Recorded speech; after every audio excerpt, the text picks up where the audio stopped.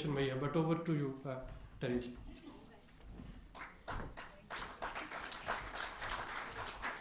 Already here in Pakistan for 1 year and a half, and I had to tell you that I'm very pleased to be living in Pakistan and being part of the government. It's a very, I had to tell you, it's a very interesting country and fascinating, and then it's very rewarding. A presentation that is, you will find is simple because remaining the overall picture, it goes through the whole program, diagnostic, and design of policy and reforms. And what I would like is to definitely to listen to the reactions of Dr. Samshan. For me, it's an honor to have her here. We had the opportunity to work together when she was the caretaker government, Ministry of Finance. So, and then what I would like also is to have the opportunity to listen from you. What are your concerns? What are your what you're worried about? What are your misunderstanding, or what information you need more, etc. Okay, so then let's go. This is the structure of my presentations. At the end, I want to allocate 1 minute or maybe half of a minute to a small introduction about the IMF. And why I'm going to do that? Because after 1 year and a half living in Pakistan, and despite Pakistan having a long engagement with the fund, I am still myself concerned about the lack of understanding about what the IMF is about. And I'm not blaming anybody, I'm blaming us. Maybe we are not explaining well how we work, what we do. And that creates sometimes concern and fears and misunderstanding. So let me allocate some time. Then I'm going to allocate time to understand what are the problems in Pakistan now from the macroeconomic perspective. What will we try to achieve with this program? What the government try to resolve, and the magnitude of the problems are important, and then we need to look at that before in order to understand the policies. Okay. Then I will go to the policies and reforms that are in the program. You have then described very well in the report that is in the public domain. I hope everybody has it, otherwise I will indicate how you can find it. And then finally I'm going to end that with the goals, but where we want to go, where we want to put Pakistan. What are the risks that we may implement it? How we're going to monitor and make sure that this is working? Okay, let's go to the first overview. Only very, very short, because I don't want to explain something that probably most of you know, but I want to raise a little bit of attention about the IMF, because as I said, from my positions in the office, sometimes I receive questions, sometimes from journalists, sometimes from the academia, sometimes from business people or civil society, that indicate to me that sometimes maybe there is no understanding about what the IMF is about. No, having a broad approach with questions saying the IMF is international bankers that are here to make money, to lend money to countries and to make a profit. No, we are not doing that. And so what the IMF is about, the IMF is an international organization. Pakistan is a member. It's like a cooperative of credit that was put together for countries to help each other. So it's when countries are in need of financial assistance, that it's difficult to find out in other sources. It was created to countries to help each other. That's why it's a fund. It's a fund because of it's called that way, no? And we do more than only providing resources, or we do more than establishing conditionality that look like difficult. We also provide advice. We provide recommendation. We do analysis every year. We also advise about how the global economy look like. The IMF is the only organization in the world right now that has this capacity to do a kind of assessment about how the global economy is going to look like. And this is an important piece of information. Okay. I continue? But I need that. Anyway, let me continue, although even if it is with my paper. So at the end of the day, what I'm saying is that the IMF offers much more than only that. We also do technical assistance, training, and this is not that visible, but it's something that everybody should know. And also the funding that the IMF facilitates is in a very good conditions. In some countries, for poor countries, is almost zero rate, and for countries like Pakistan is in a rate that is below market, so it's very interesting. Okay, so then my next slide was a little bit about the history. I think everybody knows, it's always in the newspaper. Pakistan has a lot of arrangement with the IMF. Pakistan joined in 1955, July 11. I don't know if you know about that. And then had 18 programs with the fund, starting in 1958, by the way. And then when you look at the history, it's like, what happened? Why Pakistan has to go to ask for help to other countries? And always you see there is a recurrent problem of balance of payment crisis. And sometimes that was created because something happened in the outside, external shocks, something unexpected happened. But sometimes was internal factors, was something that was created at home, and it's very interesting. The only program that was fully disbursed was the previous one. And this is very important because some people have approached me with asking me if the problem of the debt in Pakistan is because Pakistan has requested so many loans from the IMF that's why Pakistan has so much, the debt is so high. And then the answer is no, because most of the arrangements on Pakistan were never disbursed. No? Pakistan requested the program with the IMF. There was money that was available to Pakistan, but for different reasons, the country withdrew and never implemented that program, never disbursed the money. The only one that was disbursed is, as I said, is the one from 13 to 16. And the problem is that some achievements were done in the previous program in terms of macroeconomic stability, but after the end of 2016, things started to deteriorate, and we are going to see how, and then also why, no? And that's why we are here. Here in the bottom you can see a link that is you can use. You want to know more about Pakistan, and you want to know more about Pakistan and the IMF. You have there the whole history. We receive in the office a lot of questions about the loans and the disbursement. You have there everything since 1958. If you are interested. Sometimes people want to look at this history. And you can also find this final report, the one that I'm going to present today, and the current program. Okay, so now let's go to what the program is about. What are the problems that we try to fix? No? What is the situation that the government is confronting? So, or the question in the slide, what are the macro critical imbalances? Because what we deal is with imbalances, where things are not stable, are not in equilibrium. No?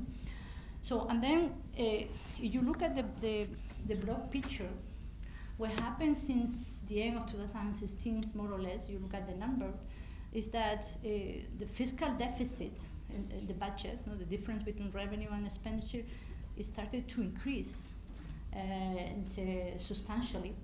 Also, the losses of the state-owned companies, and definitely the circular debt, as you probably know, in the power sectors, they started to increase substantially in a country in which the revenue collection is quite stable and is quite low, unfortunately, compared to other emerging markets.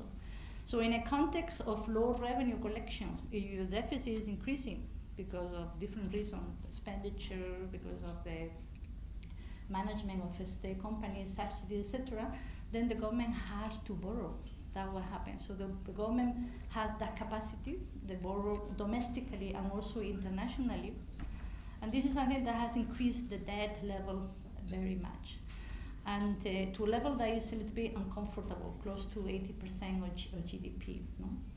And the problem is not only that, the problem is that this debt generates interest payment. And the interest payment right now account for almost 25% of the revenue. So the government is collecting revenues, and 25% of that goes only to pay interest from debt that was taken in the past. That means that there is no money for other things that are important in the country: health, education, infrastructure. That's a problem that we have to correct. The other thing that happened is that because the deficit increased, the government was spending more that was collecting from the economy, there was an increase in the domestic demand and the consumption. We will see that. So at the end of the day, what happened is that the trade deficit, the balance between import and export, also deteriorate.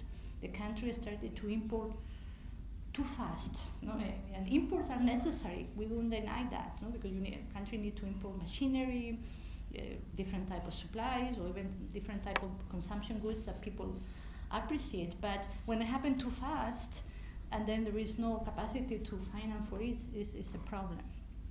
And the problem was that because of the deficit was high, the trade balance was deteriorating, and there was this policy maintained for a long time of keeping the exchange rate constant, or almost constant. We will see that. Then somebody has to finance it, so the central bank has to provide the funding, and the central bank has to use the reserves. And then that's the problem.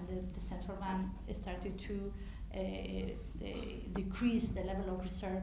But as you probably know, the reserve in the central bank is a major important buffer for the country to protect the economy from shocks, no? From external shocks. So this is what happened in more or less in a broad picture. We will go to other type of detail, but at the end of the day, what happened, and this is a process, it's not happened yesterday, this is a process, as I said, since we can say the end of 2016, then inflation started to increase because you have a lot of consumptions.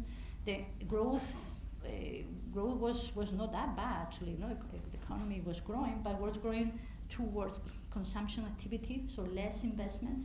So there is no investment, there is no jobs, there is no new businesses.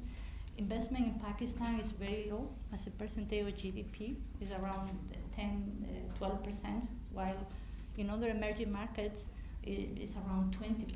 No? Because investment is important, investment is the future of a country. No? So that's why this situation requires a change in policies. Let's look at this. Wow, sorry.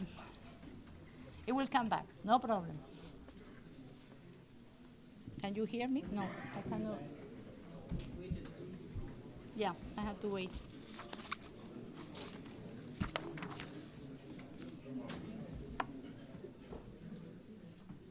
Yeah. Yes, but the problem is that I need to, I wanted to use some charts to show in numbers what I wanted to illustrate. You think that it will be back? Yeah, it will be. Yeah, so we wait a little bit.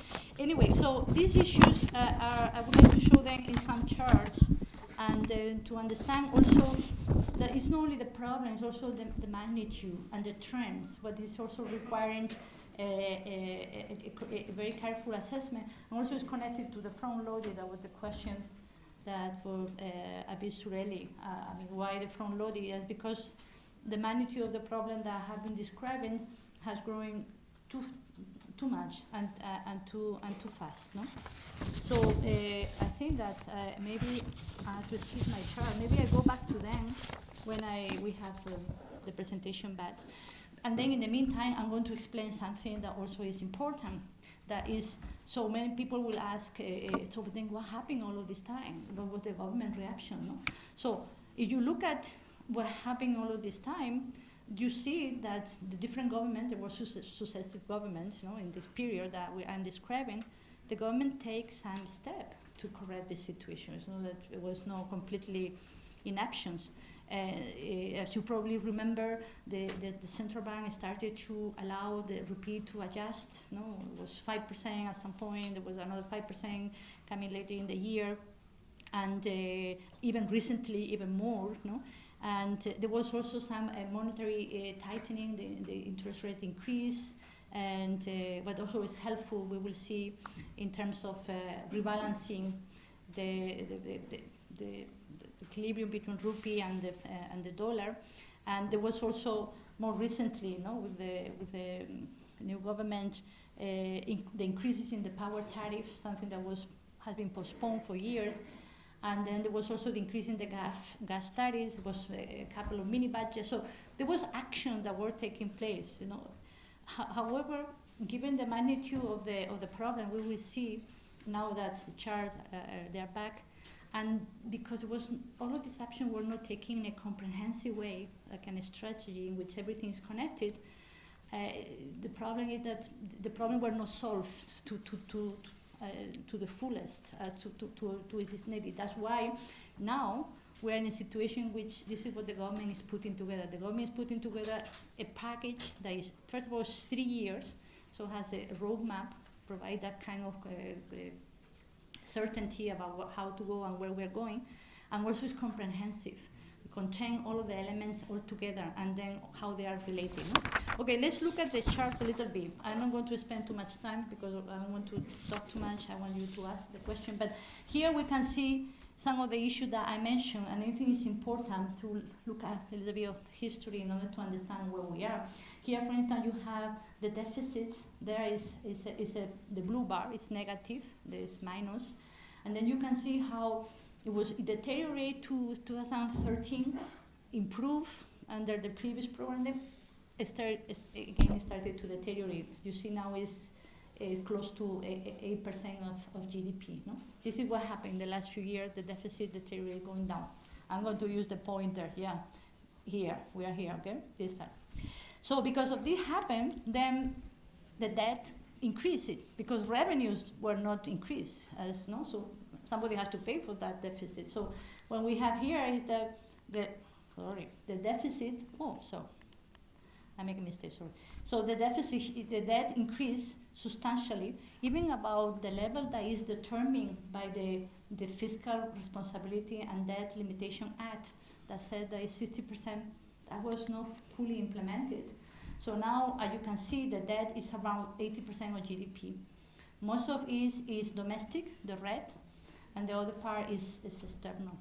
But this is one of the concerns, and this is one of the issues that we have to tackle, the program has to tackle. So on the top of that, we have this deterioration also in the state-owned companies. And also, I think this chart is very interesting. This is the circular debt in the power sector. And you can see here how it decreased substantially, and then how in the last few years has increased a lot. Now it's around 700 billion rupees, but it's a very large volume of arrears in the power sectors. That means that the sector is not working well, and also it's a fiscal risks, because these arrears at some point have to be paid, otherwise the system could not work properly. So we have to tackle that too. And then this is happening in a context with the tax ratio is low. You can see that it's around 10%. There was an increase in the last program, but then it's flat again. Okay. So then you can see these different elements that I have been mentioning in my intervention, and then I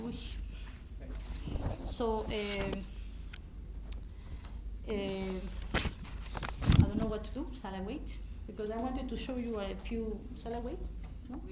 Yeah, because there are a few other interesting charts that I think could be useful for the discussion. No problem. I'm not in a hurry. Are you in a hurry? No. Okay, good. No, are you in a hurry? Okay. I have to catch a flight. Sorry?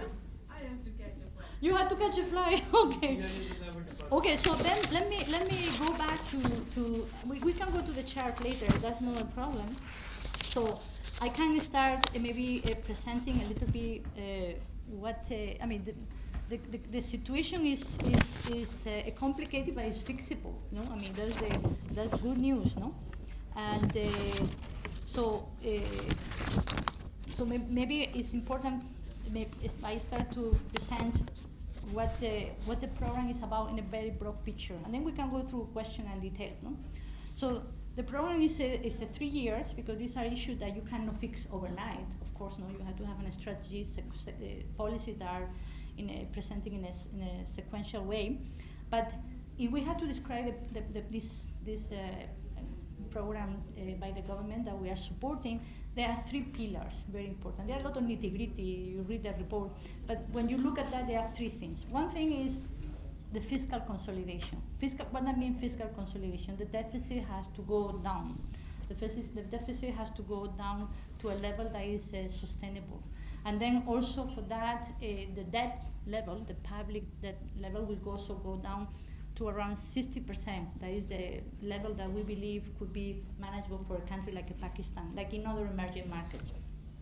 On the top of that, so you can see, the idea is that this debt level, okay, sorry, this debt level, no. Okay, here we have to put it down to kind of 60% over time, of course, no in one shot. No? Then that has to be done. I mean, this is our advice, and the government is in that line too, has to be done making an effort on revenue collections. No?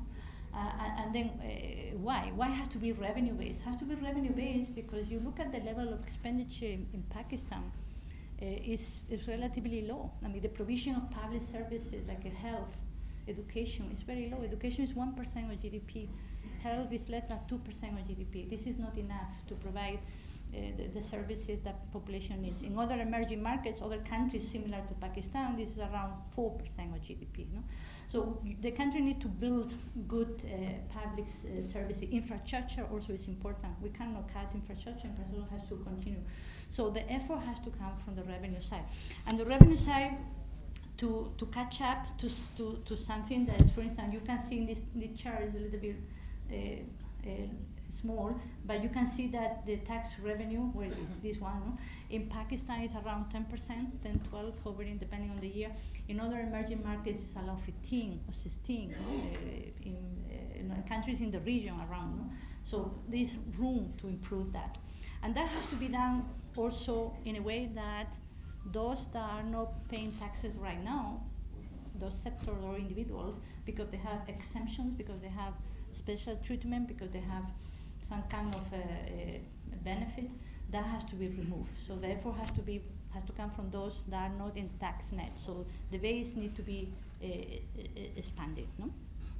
Then the other area that is also important in this exercise is the contribution of provinces. You can read the report in the program. The program also includes a contribution of provinces. Why? Because provinces are a very important player in Pakistan. Pakistan is a very decentralized country with bring a lot of benefits to have the provincial government closer to the citizen. So they have responsibility also to contribute to this fiscal consolidation effort. No? And this is something, it's very important novelty in this program, and I think it's very important.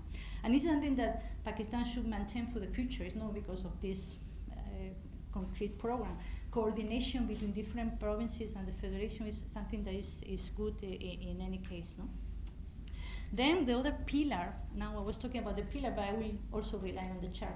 The other pillar that is important is that the monetary policy, the exchange rate regime, and how the central bank operates is going to change. Actually, it has already changed, no? Because as you probably know, since I think it was in May, no, there was an announcement by the governor of the central bank. Pakistan is operating under a different regime that is a market-determined exchange rate regime, and therefore could be flexible. And instead of being the central bank, the entity that determines the exchange rate and provide international reserve to the markets, and for that they borrow and then mortgage the future of Pakistan for. No? So we have a different type of management and of the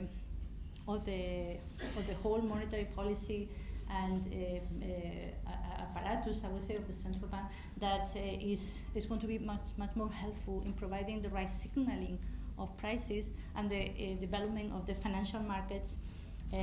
Because now the financial system, the banks, they have to do their job and they have to find the resources when the markets provide the right signal. And the central bank, as in many other countries, peers to Pakistan, will focus on price stability. Inflation should be the objective of the central bank, and it's going to be the objective of the central bank. And then the third pillar, will be, I don't think I have any slides on that. I'm here in this slide. But the third pillar that is very important is that is the social protection. What that means? I mean that it was already referred before, there are going to be changes in the way things are conducted in policies. So that could create some distortion for some segment of the population that are most vulnerable.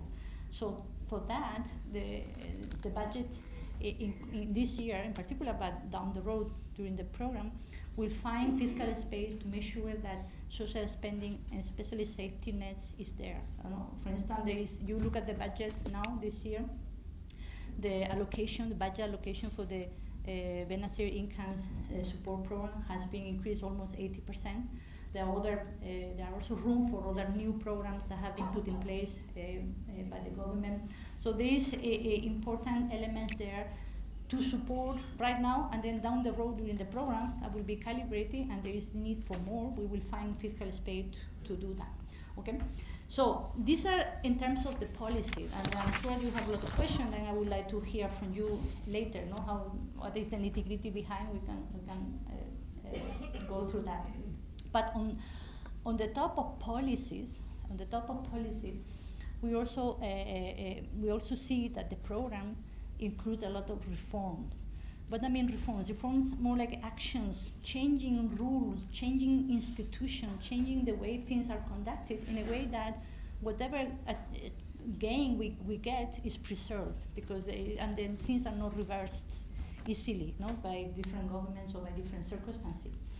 And then the reform, this is only a summary. The report, you have all of the detail. There are many things, but I want to highlight some of them that are very important. The first one that I think is very important is that it's going to be a new law that was approved at the same time as the finance bill, actually, but not many people pay attention, even journalists. It's the new PFM law. It's called Public Finance Management Law. What that means? This is a law that is mandated by the Constitution, by the way, but was never approved in Pakistan for different reasons. Now it's a new law that's going to govern how the budget is put together, how the budget is presented, how the execution is conducted, how it's reported.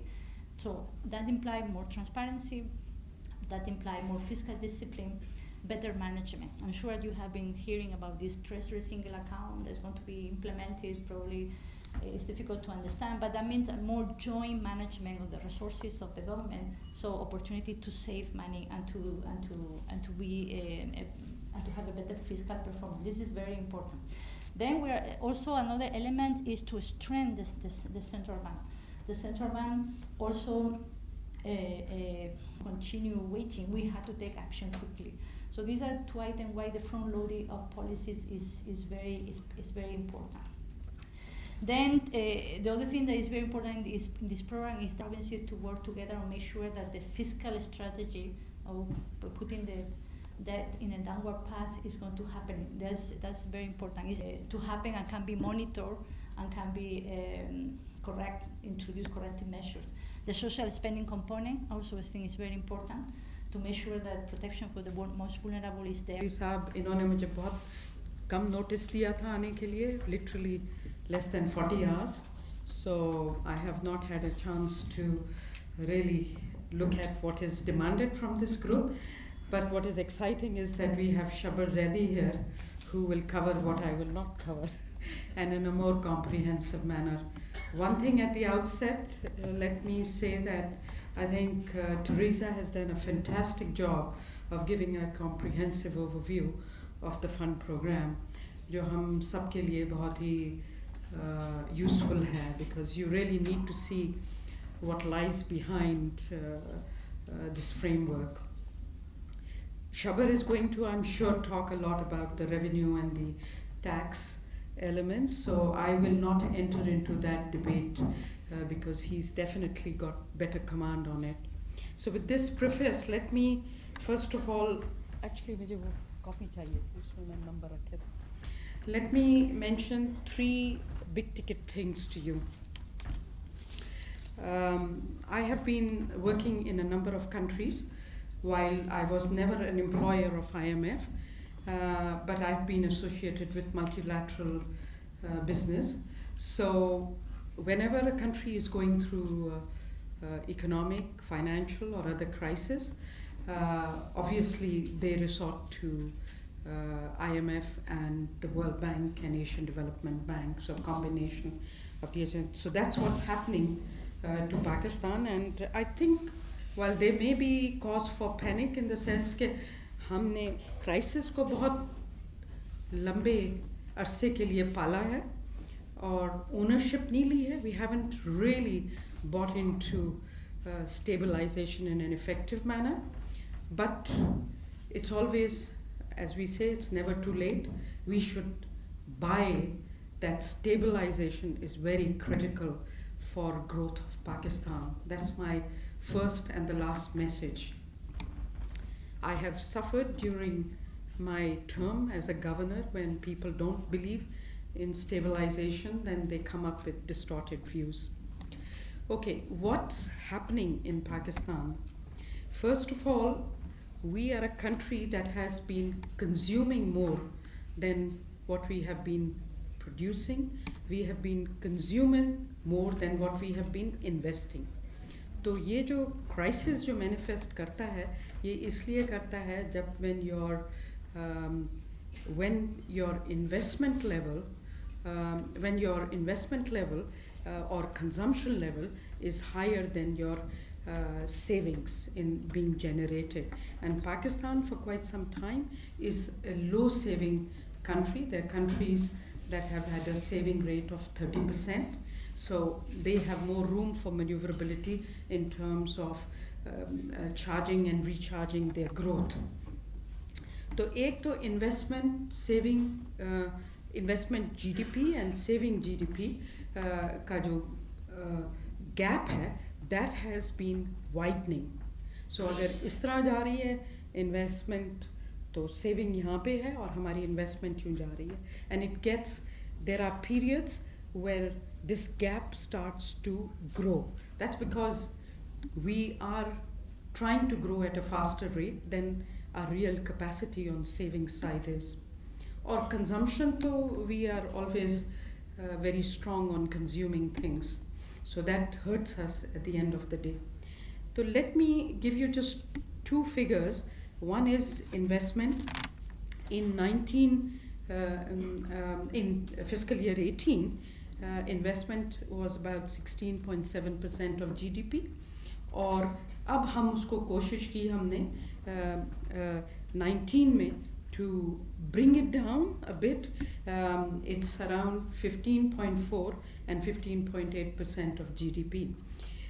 इसमें जो हमारी gross fixed capital formation है, उसको हमें थोड़ा compress करना पड़ा है, which और जो private sector की जो investment है, that came under that slowed down quite a bit because of the pressure that we faced in terms of the demand management. And I'll come back to this so that you understand this bit better.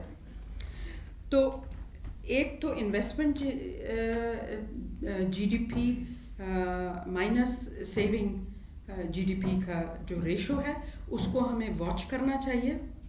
जब हमारी growth बढ़ती है, तो ये gap बढ़ जाता है. इसके लिए हमें फिर borrow करना पड़ता है market से और from multilaterals. तो ये झगड़ा करना कि IMF आए या ना आए और उसमें time waste करने के बजाय हमें चाहिए कि हम इन gaps को balance करें. इसी तरह एक तरफ हमारा domestic account है, दूसरी तरफ हमारा basically external account होता है. और external account में जब we are exporting less than we are importing, then we come up with a current account deficit gap. So ये crisis actually इन दो gaps से होते हैं और इसको manage करने के लिए basically हम लोग IMF के program में जाते हैं क्योंकि हमें थोड़ी respite चाहिए होती है. Now हमारे issue क्या होता है IMF के साथ, वो यही होता है basically, and after that I'm going to speak in English, but I wanted to explain, as he said, few things simply. हमारा issue ये होता है कि IMF कहती है कि आप demand management measures लें जिसमें interest rate और exchange rate का आप इस्तेमाल करें so that you could compress the pressure on your consumption and investment level. तो जब ये हम करते हैं तो स्टेबलाइजेशन से ऑब्वियसली ग्रोथ डिप्रेस हो जाती है, और जब ग्रोथ डिप्रेस हो जाती है तो फिर obviously there is a lot of panic in the markets, but also there is poor people get hurt in the process. जो सोशल सेफ्टी नेट के प्रोग्राम्स क्रिटिकल होते हैं IMF प्रोग्राम के साथ पैरेलल वो तैयार करने बहुत ज़रूरी हो जाते हैं. Now, what is the IMF program about currently? Let me simply explain कि I think अगर इसको आप गौर से पढ़ें तो इसमें दो चीज़ें बहुत फंडामेंटल हैं. एक तो जो मैंने आपको एक्सप्लेन किया है of the saving investment saving का गैप, दूसरा फिस्कल डेफिसिट का gap which is interrelated and a part of the investment saving gap, और तीसरा इज़ द करंट अकाउंट का गैप. सो फिस्कल डेफिसिट और करंट अकाउंट का गैप सब मिला के इन्वेस्टमेंट सेविंग का गैप होता है. अब हमारी country for a long time has not saved enough. So we have countries in the world that have saved about 30% of GDP and have invested along the same levels. We have just been relying on foreign assistance or really overstretching ourselves and getting into crises and deficits. So obviously we had to take a step back and say we are going to now enter into stabilization package. Now, as Abid said that I was associated with the caretaker government. So when I got into Pakistan after some years, I realized things are very precarious. But ये भी मैं आपको बता दूं कि stabilization had started from late 2017 and it was pursued the whole year of 2018, including the period when I was the finance minister, and then we were waiting for a political government to come so that a fuller program could be negotiated with the fund so that there is a parliamentary context to our reform program. So काफ़ी significant doses demand management के पाकिस्तान में हो चुके हैं पिछले 18 से 20 महीने में, and I think it had the situation where we are in is actually a result of lot of demand management measures. Now इसको थोड़ा और डीमिस्टिफाई करने की ज़रूरत है. मैक्रो इकोनॉमिक क्राइसिस और चैलेंजेस जो हमें फेस किए हैं उसको एड्रेस करने के लिए हमने IMF के प्रोग्राम को निगोशिएट किया है. लेकिन as an broad based economist I always believe कि स्टेबलाइजेशन को हमें इन एन आइसोलेटेड फॉर्म नहीं देखना चाहिए, but we should take stabilisation measures in a way that they also result in promoting economic growth. So after you've gone through a stabilization period, जिसमें हमने interest rates को ज़्यादा करते हैं या एक्सचेंज रेट्स को फ्लेक्सिबल करते हैं, उसके बाद things start to look up after a period, provided you undertake structural reforms across the board in economy. सिर्फ macroeconomic reforms पे focus ना करें, हम by and large we should focus on the structural reforms. Now unfortunately Pakistan में structural reforms शुरू तो हम करते हैं but वो abandon कर देते हैं, और अगर हम stabilization process start करते हैं तो हम midway उसको भी छोड़ देते हैं. Unfortunately this has been the trend. So now macroeconomic crisis and challenges, I have to say, continue to persist despite the last 18 to 20 months of adjustment. But efforts are fully underway on multiple fronts to address what I would call short-term issues that we face. Cost of adjustment in terms of the short-term losses to people and businesses cannot be denied. जो भी आपको कहेगा कि नहीं जी इससे कुछ नहीं होगा, वो गलत कह रहे हैं. इससे स्लो डाउन होता है इकोनॉमी का और लोग भी बेचारे सफ़र करते हैं. But long-term economic benefits and gains cannot be achieved without pain. There's no gain without pain. And that's what stabilization is about. Only well-calibrated and well-sequenced structural reforms can enhance economic competitiveness, productivity, and efficiency, which can help ease economic and social pain. And before you go into structural reforms, you have to spend some effort on demand management measures. So on macroeconomic front, what is the positive news? You have heard about the program, so I'm not going to deliberate on that too much.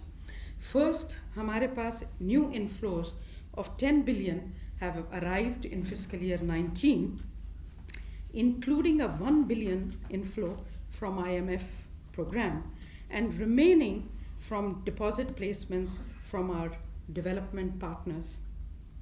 Dusra, there has indeed been a contraction in the current account gap, though its sustainability is a bit of a question mark because the gap between the export and imports persist. तो इस वक्त जो हमारा gap है fiscal year 19 में exports और imports का, that's close to 4.8% of GDP, जो काफ़ी significant होता है. हमारी exports are 8.5% of GDP, हमारे imports are 18.5% of GDP.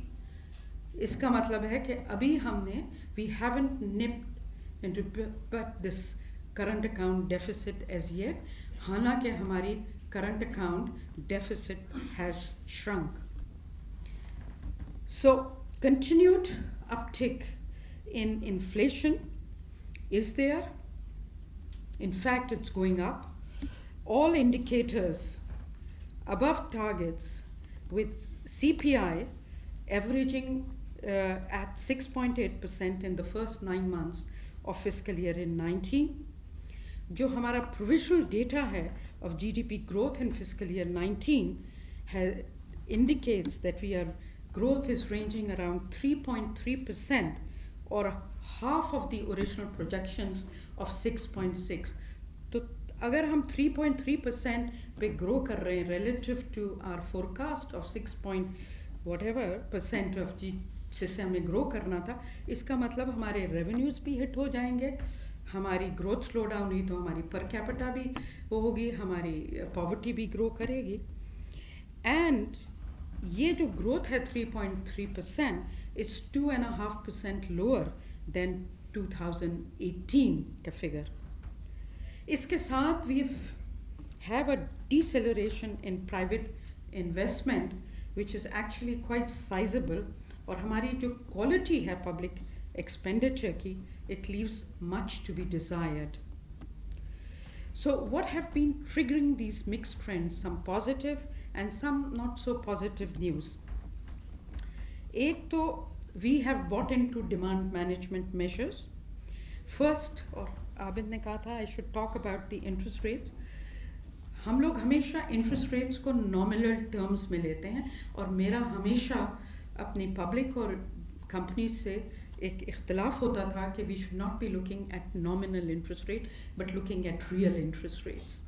So the nominal interest rate undoubtedly today are 13.25% क्योंकि अभी 100 basis point Governor State Bank ने announce किया increase.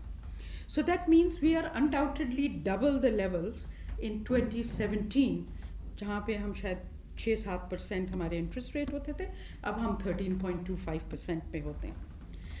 But एक community हमारी जो excessively panic करती है when interest rates go up without realizing that interest rates को nominal terms में नहीं देखना चाहिए but in real terms देखना चाहिए. So the real interest rates are, अगर आप स्टेट बैंक की forecast पढ़ें, अभी latest monetary policy statement में जो उन्होंने दिया है, it's going to be 11 to 12%. ये monetary policy statement में forecast दिया है that our inflation could hit 11 to 12%. So 13.25 minus 11 to 12% will give you the real rates. और अगर आप 2017 में real rates देखें तो उस वक्त हमारे real interest rates I'm sure positive होंगे. तो हमें हमेशा positive real interest rates की तरफ देखना चाहिए और हमारी companies regrettably अपनी forecast nominal पे करती हैं businesses की, not on real interest rates. अगर वो ये कर लें और अगर वो अच्छी tax regime के साथ कर लें तो businesses में नुकसान नहीं होगा because you'll always factor in all these things. अब now market expectations कह रही हैं कि शायद inflation will go up further and could hit anywhere around 18%. It's not unthinkable because Pakistan has faced 25% inflation rates and there are countries in our neighborhood that have also hit these kind of things. So we will have to make adjustments in our monetary policy as and when required. Second item, exchange rate depreciation को समझाना है. देखिए, exchange rate flexible था पाकिस्तान में. In fact, I used to advocate exchange rate flexibility, but of course we had some political crisis, so we had to intervene in the markets. But it's very costly to intervene in the exchange rate. As Abid mentioned, you could lose your shirt virtually, and I can tell you it's happened in Brazil and other countries, and we have faced it now. When I was the governor, when I was the finance minister, तो मैंने actually central bank को मशवरा दिया कि आप please exchange rate को depreciate करें because you are making imports more cheaper and making your exports more expensive. तो ये तो बिल्कुल ही गलत तरीका है economy को चलाने का. So exchange rate को fix रखना artificially बड़ा नुकसानदेह होता है because एक तो आप intervene directly कर रहे होते हैं और जब आपके पास नहीं होते market में exchange नहीं होती तो फिर आप एक किताब खोल देते हैं अपनी जिसमें आप swap book करते हैं जो कि बैलेंस शीट स्टेट बैंक की को और वीकन कर देता है. तो एक्सचेंज रेट को फिक्स रखने में भी नुकसानात हैं, IMF और नो IMF. ये मैं आपको एज अ पाकिस्तानी बता रही हूँ कि इसमें नुकसान है हमारा. नाउ इन्फ्लेशनरी प्रेशर को कंटेन करने के लिए इससे और कोई ब्रूटल इंस्ट्रूमेंट नहीं है कि आप एक इंटरेस्ट रेट्स और एक्सचेंज रेट को लगाएं. लेकिन जहाँ पे मेरी डिसएग्रीमेंट्स आती हैं वो ये है कि एक तो हम रियल सेक्टर की तरफ ध्यान नहीं देते and that's where IMF of course comes halfway through, and because I used to be in the World Bank we used to always criticize the IMF and Teresa is smiling, she knows the bigger debates we used to have because you know inflationary pressures are being aggravated because of this investment saving and current account ये जो complicated चीज़ें मैंने आपको उर्दू में भी समझाई हैं. लेकिन there is also speculations in the market that goes on, so there's a lot of price manipulation that hits the poor people the most. अमीर लोग तो फिर भी afford कर लेते हैं higher prices. So it is very important that we should go beyond demand management to spur growth with immediate effect. अब ना जो सबसे बड़ा हमें चैलेंज होता है इकोनॉमीज़ को और पाकिस्तान को सिर्फ नहीं वो ये होता है कि multilateral development banks wait till there is macroeconomic stability before they step in to help in removing the structural distortions of the economy. तो वो कहते हैं हम टैक्स की भी असिस्टेंस आपको तब देंगे जबकि आप ये कड़वी गोली खा लें, हम आपको स्टेट ओन एंटरप्राइजेस के रिफॉर्म में भी सपोर्ट तब करेंगे जब आप ये चीज़ें कर लेंगे. सो ऑब्वियसली ये चीज़ें बहुत सीक्वेंसिंग और कैलिब्रेशन बहुत ज़रूरी है. So okay, let me move on now because I'd like to listen to Shabbar before I take off. So where are we today? Entering first year of stabilization package. We have entered into it. But as I said, the economy has already shouldered few rounds of pre-IMF stabilization. And that was homegrown.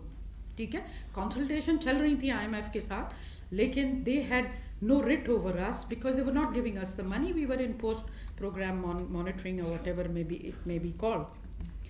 So we undertook demand management before the new government took over, and some of the demand management has taken place after it has come into office. So besides other factors, there has been substantial delay in reaching IMF agreement, which has costed us quite a bit. It's compounded economic uncertainty. और ये मैं आपको बता दूं कि अभी आपको बताया था इन्होंने कि मैं UNESCAP में थी. हमने एक स्टडी की थी during global economic crisis that if you have protracted crisis, you generate, and you don't address that crisis, it generates uncertainty, and uncertainty chops off economic growth in a significant manner.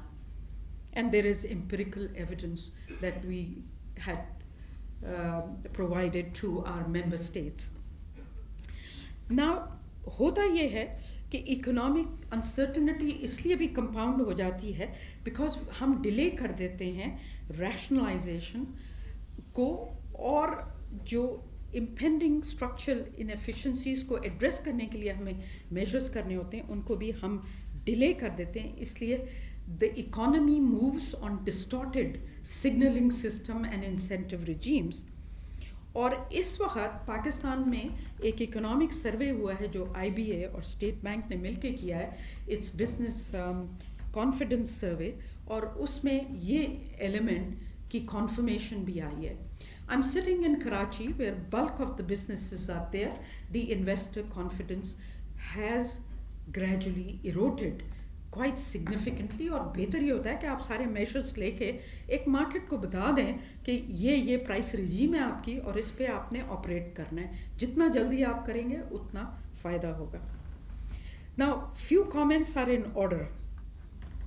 Thus far, the government has managed to anchor bulk of adjustment on external side, as current account fell by almost 30%, but it is primarily driven by import compression, some improvement in remittances, and some improvement in volume of exports, but in value terms, exports levels are disappointing.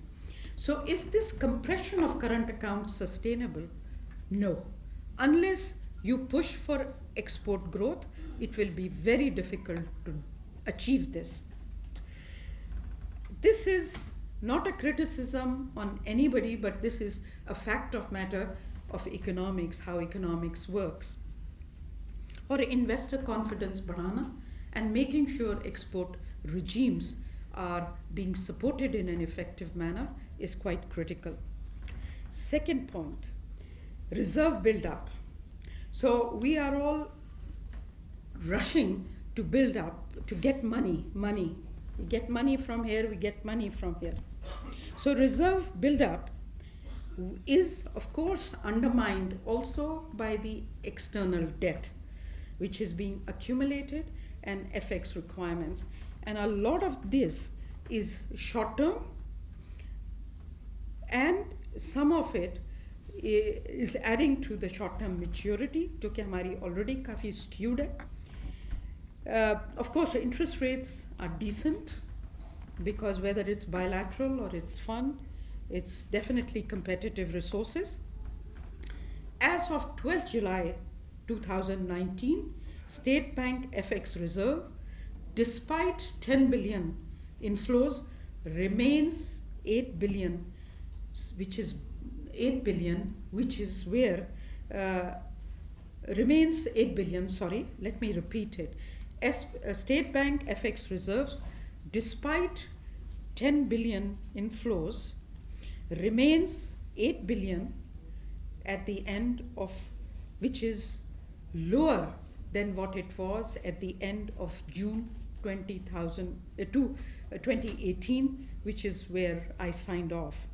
So IMF has to support us further, and one of my biggest regrets is that if we had actually negotiated the IMF program early on, and if we were supported by the fund in an adequate money terms, then we would probably have been in a safer zone, because attracting 6 billion after taking such a heavy dose of demand management isn't going to serve us very well. Let me be very candid with the IMF.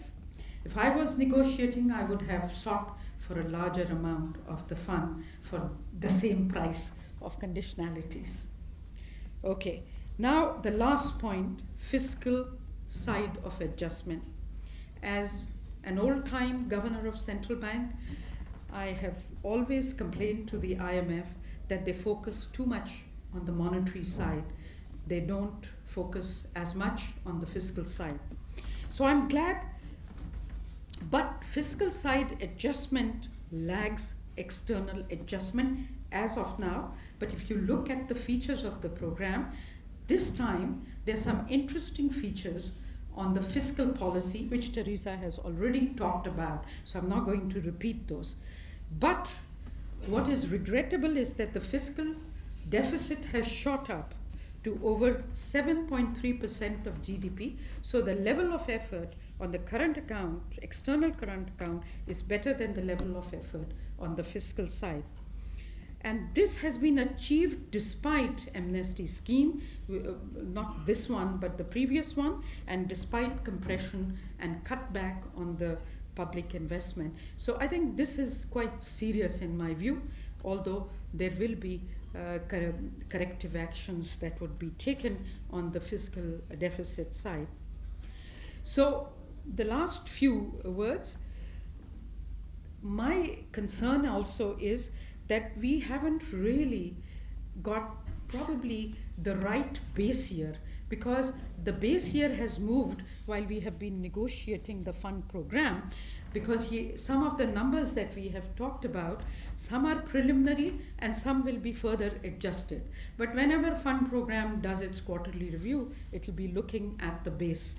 But इससे ये चीज़ें move करेंगी, ये static नहीं रहेंगी. If the base improves, then fund will accordingly adjust. So I think I wanted to say that IMF policy simulations are not static, they're dynamic, they're going to move on. So I hope that we don't deteriorate our position, but we improve it so that this dynamism helps us. Growth scenario, of course, varies a lot. IMF कहती है कि GDP growth will be 2.4% for 2020. और state bank ने अभी जो figures दी हैं for 2020, it's about 3.5 or 3.3%. I forget what was it was, but it's in that range. So I think the government and जब भी उनको बुलाया ये आए, और आज भी despite his busy schedule, when we requested him that he should be here and he should discuss the taxation measures vis-a-vis the IMF program, he made it a point. Of course, one is mindful of some of your efforts for documentation of economy at all. And of course, one need to see now those words coming into action. Bismillahirrahmanirrahim. Madam Shamshad, please, that here is the forum where I can actually explain what we want to say, because this is one of the few very educated people we are talking to.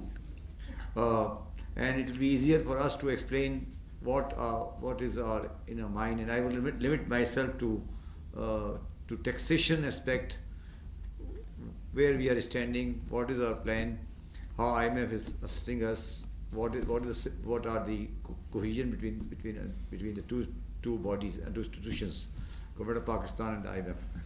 Let me just on a lighter side, Madam Shamshad has said in Pakistan the saving rate has gone down, and I agree with it that in Pakistan the saving rate has gone down. But madam, what the Pakistanis have saved outside Pakistan, they have not gone down.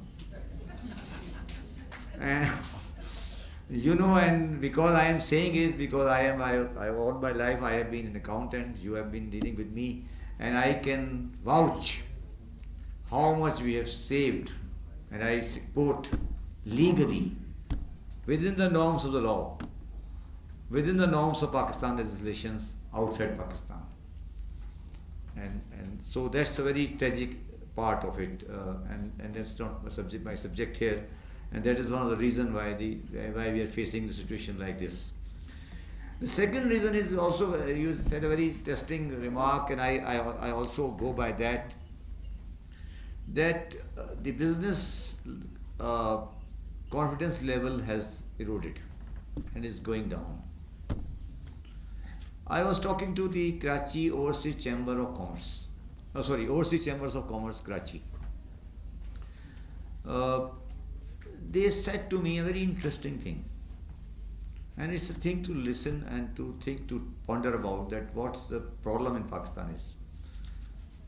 A very large multinational, and the multinationals all there who were there, they said to me, please don't be too tough on the cash economy, because they are our main buyers. Because if you be too tough on the cash economy, then our buying level will go down. So we have we have inherited a very strange. We are standing in a very strange, I would say, crossroad, where we are faced with multiple challenges, but at the same time multiple, I would say, multiple opportunities also. Before I go into the particular issue of the taxation and what we have done in this regime, I would just like to say that this sense of hopelessness and the bad position of the Pakistan business, and things are not moving in the right direction, and things are not working in the proper direction in Pakistan. Yes, we Pakistanis are 22 million people, maybe 25, whatever the number is. But out of that, some number, maybe 20 million people are doing very well.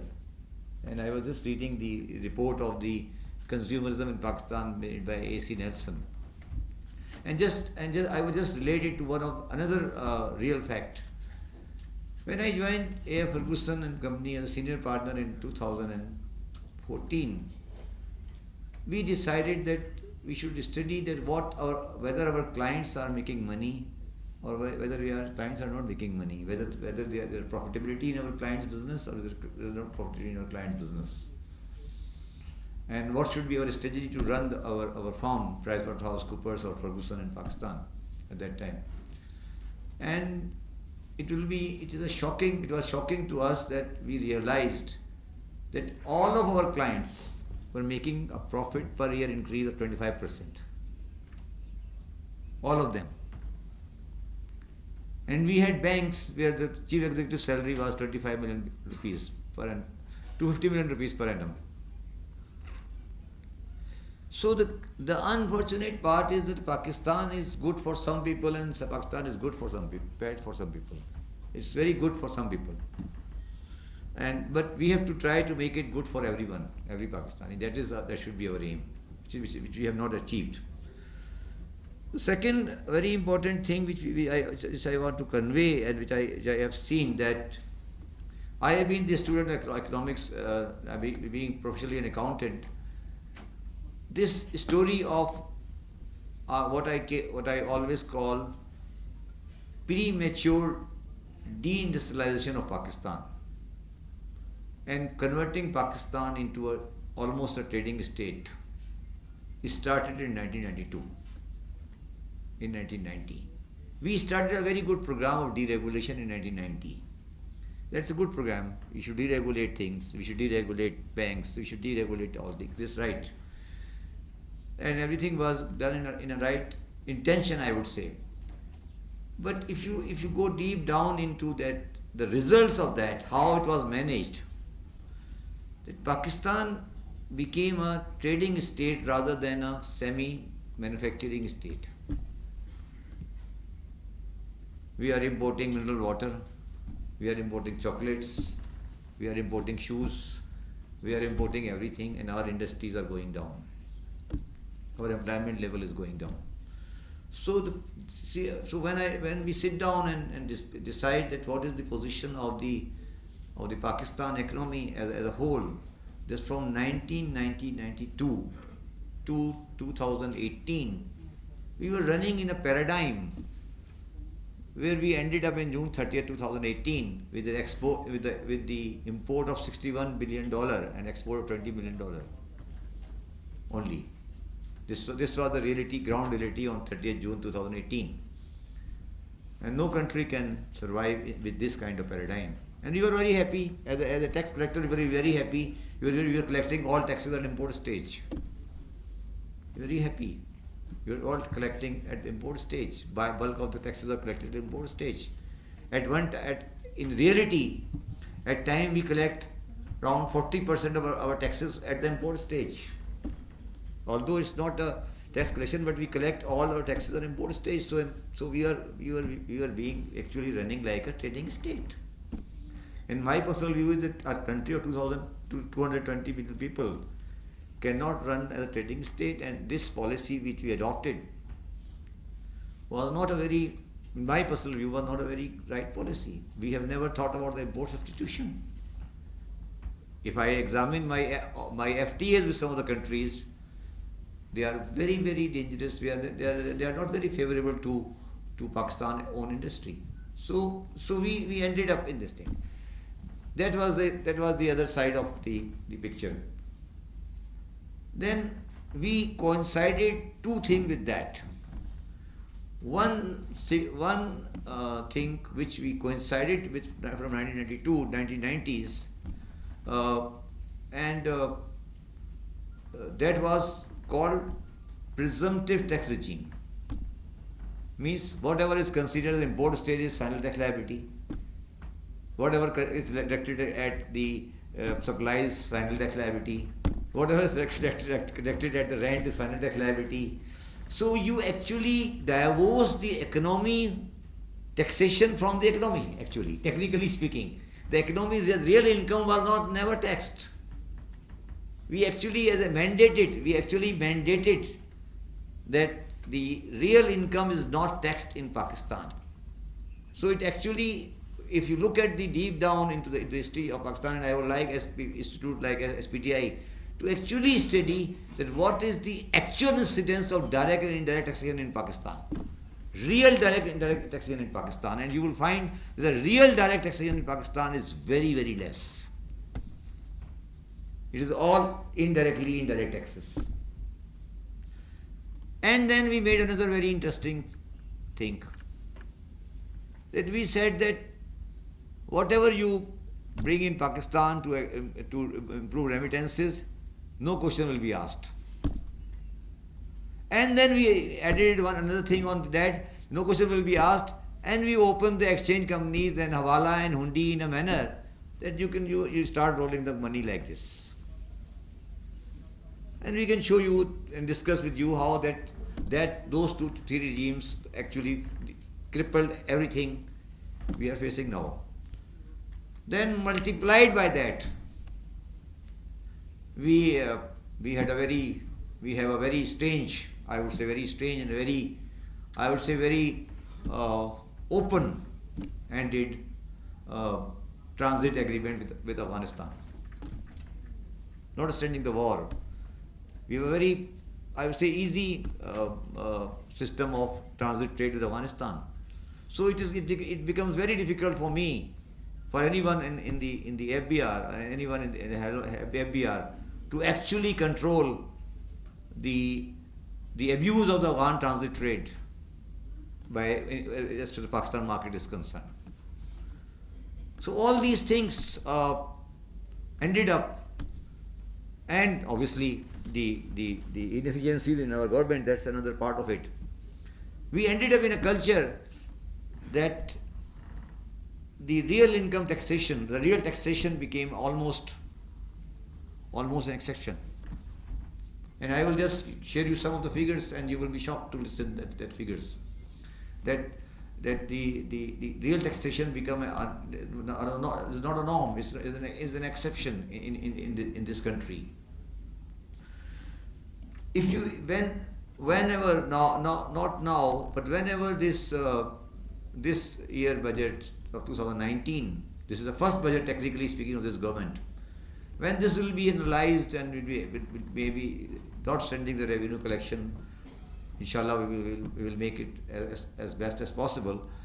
It will be seen that this is a complete change in the paradigm we have been working in the past.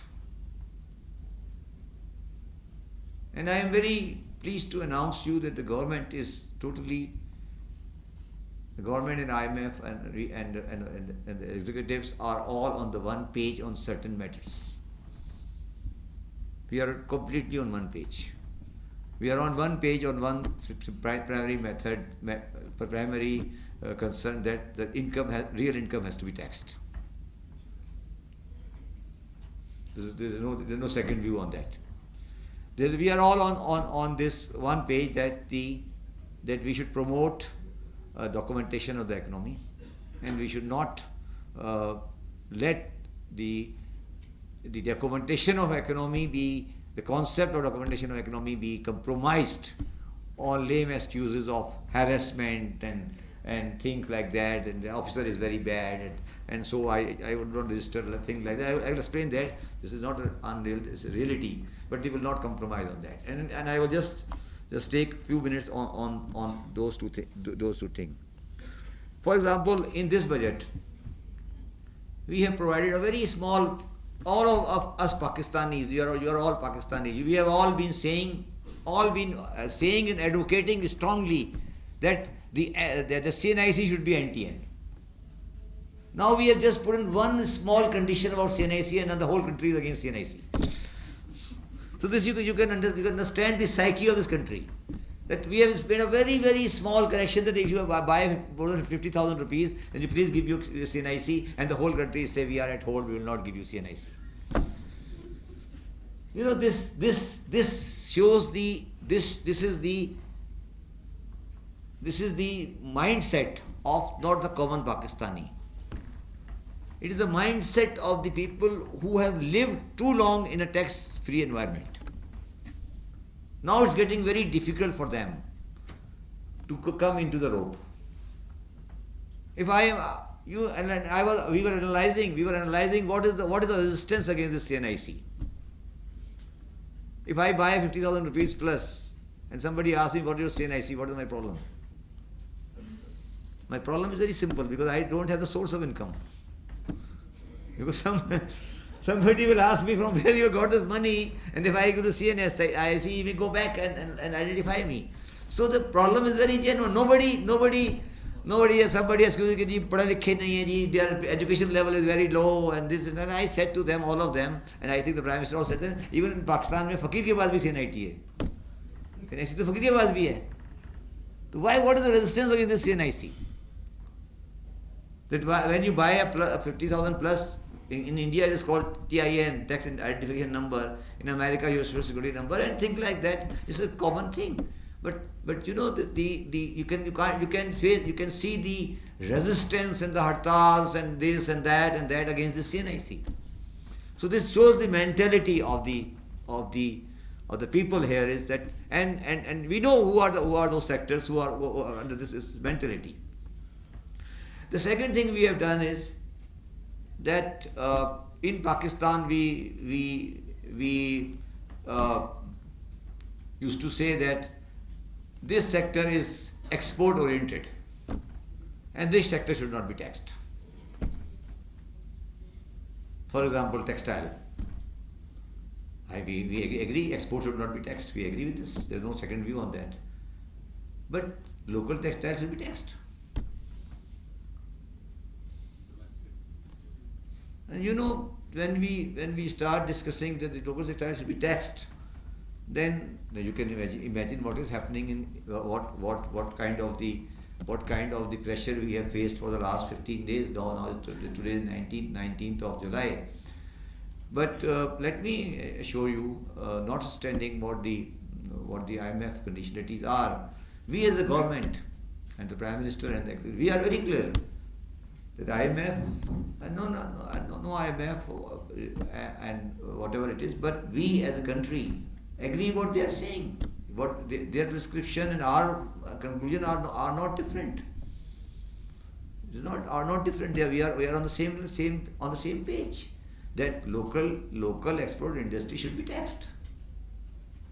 Yes, there can be issues on the mechanism of taxation. There can be issues on the mechanism of the refunds. But what is the resistance? Where is the problem? Now this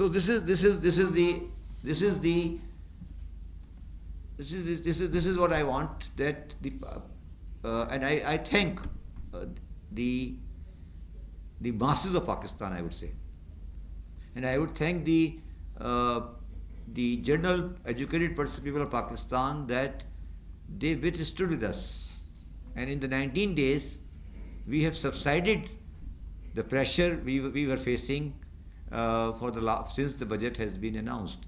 And the businessman is so well informed that about the export-oriented sector. We were having meeting with the exporter before the budget was announced. They say this will happen. So they were more informed than us. they were more informed. I think whenever they used to they mess up with me too much, then I say, you go to talk to Teresa. And then they used to go to Teresa and say, what is this happening? So what I am saying, that what I am trying to explain, that the question here is that that we have lured the things too much in the past, that it is getting very difficult for this transition. It's a transition. From here to here is a transition.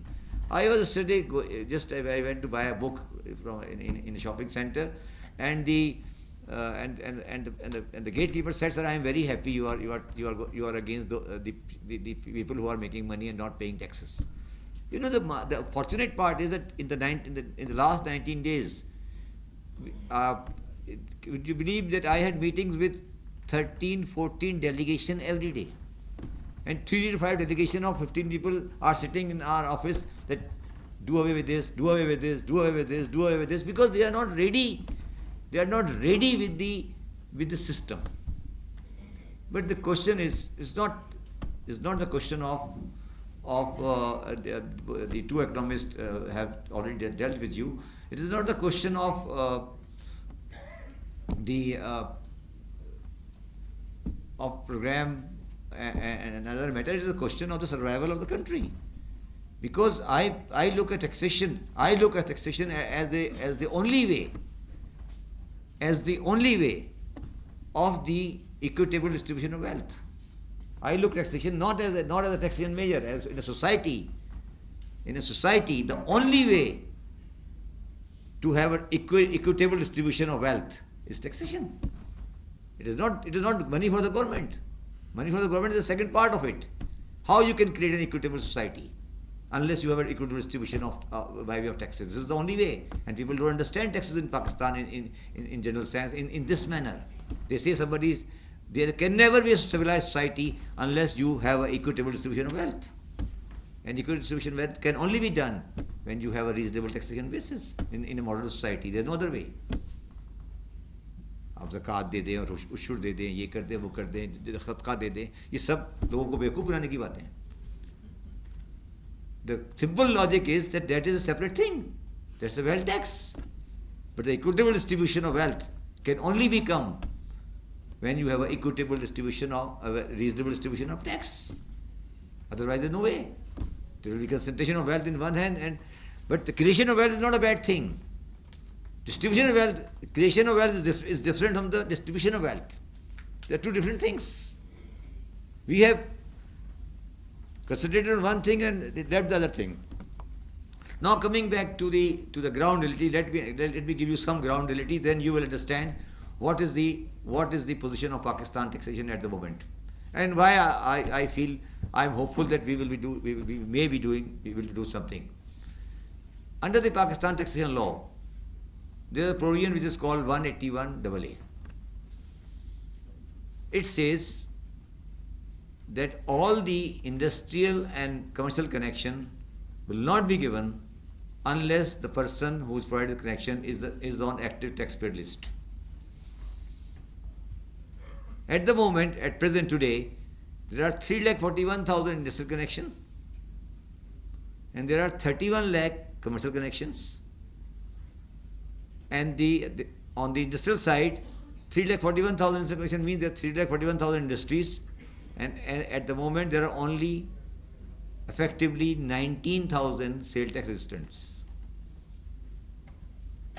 So you can imagine the level of compliance. Same is the case of commercial consumers. There are 31 lakh commercial consumers in Pakistan, and you can imagine the level of compliance in the other side. I have prepared the list of the tax collections by the major shopping centers in Lahore, 9 major markets. In Lahore, major markets, big and large shops. On average, their taxation per year was less than a lakh rupee per annum. Per annum. Less than a lakh rupee per annum. I am not saying per month, per annum. Per shop or per market? Per shop. You know, but what I'm not saying the question. When I am saying what I am saying the biggest problem I am facing as a chairman FBR, that I don't have very credible data from the independent sources which can help me to ask to people who are not paying that this is your position.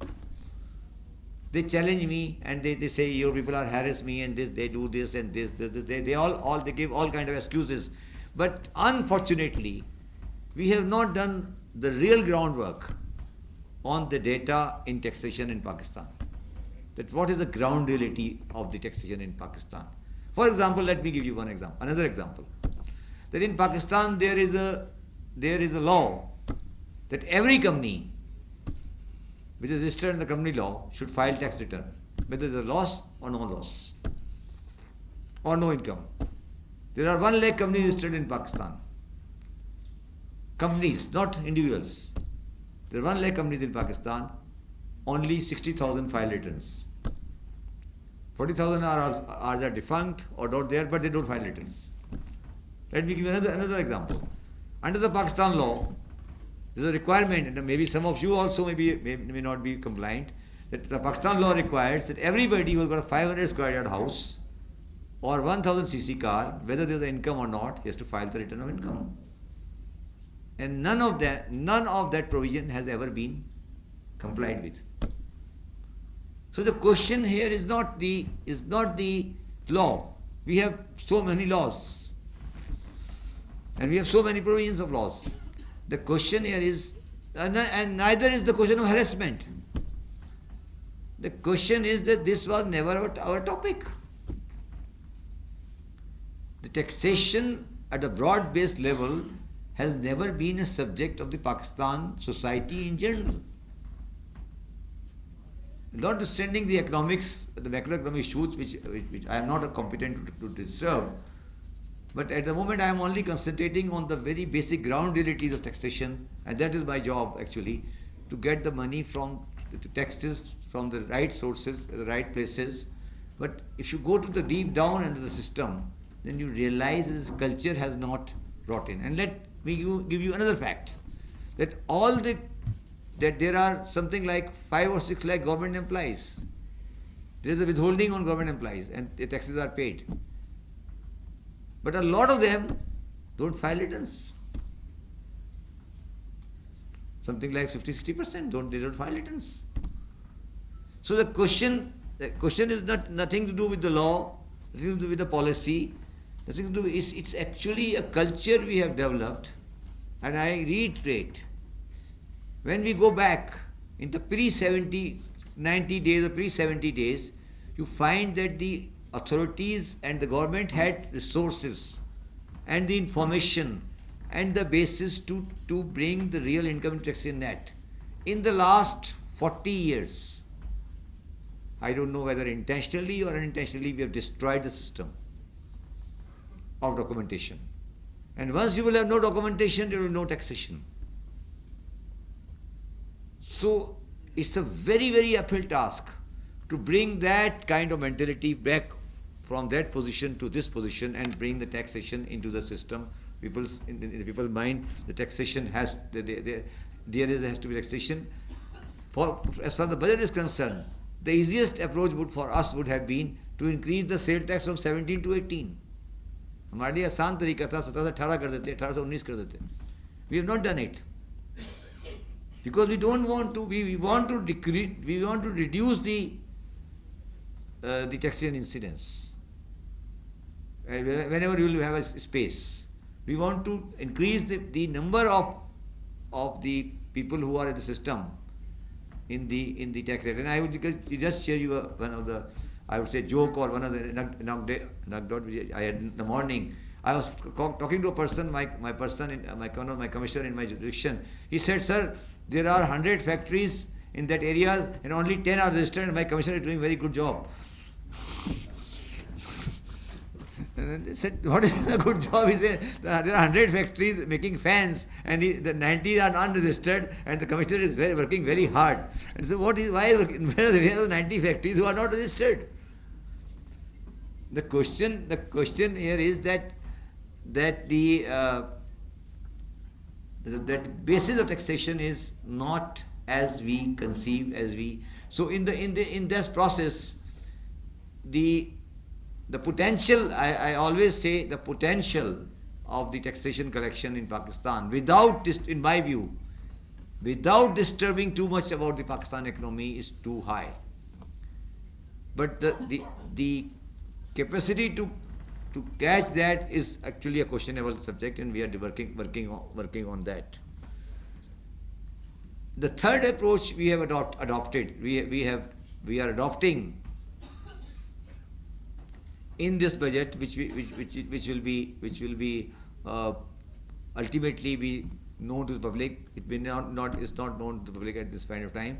That when you don't pay money to you save money, and you have an asset which is your asset, but you have not disclosed the wealth. So you should have a parking lot of that asset, so where you can park that asset. And that parking lot should be legal. In Pakistan, we had created legal parking lot for untaxed money. We are gradually trying to bring those parking lot to zero. This is a very big action which people are not realizing. One of the biggest parking lot in Pakistan was properties. All of us used to buy property for 1 crore rupees and make registry for 50 lakh rupees. And our 50 lakh rupees, which was white, used to become black. This was the system, because the FBR value was never compatible to the market values. And there are a section which is called 236W, which said the remaining amount is not questionable, so you had a legal parking lot. Similar is a foreign currency account to be sent outside Pakistan, no question asked, nothing, and everything is okay. That was another parking lot. The third parking lot in Pakistan are the bearer securities. One bearer security by the name of price bond of 40,000 rupees, we have already finished by the time, and we will gradually do away with this parking lot also. So you cannot have a tax system unless you have a legalized parking lot. मेरा तो कभी इनाम नहीं निकला. जिस बंदे को हाथ डाला वो कहता नहीं मेरा इनाम निकला है. मैंने कहा जी टैक्स कहाँ से आया? नहीं, इनाम निकला है. दूसरा another very important thing which happened in Pakistan, कि जी पैसे कहाँ से आए जी? जी गिफ्ट आया. वो गिफ्ट किसने दिया जी? वो जानने वाले ने दिया. And it was not taxable. And and there is a definition of gifts under every law. So we have tried to curb that tendency on. So what I am just trying to highlight is that that in the last, whenever I may be here and some of us may be here in this world or not, whenever somebody will study this deeply as a student, you will find there are many things in the budget of 2019 which are fundamentally different from what was used to be in the past,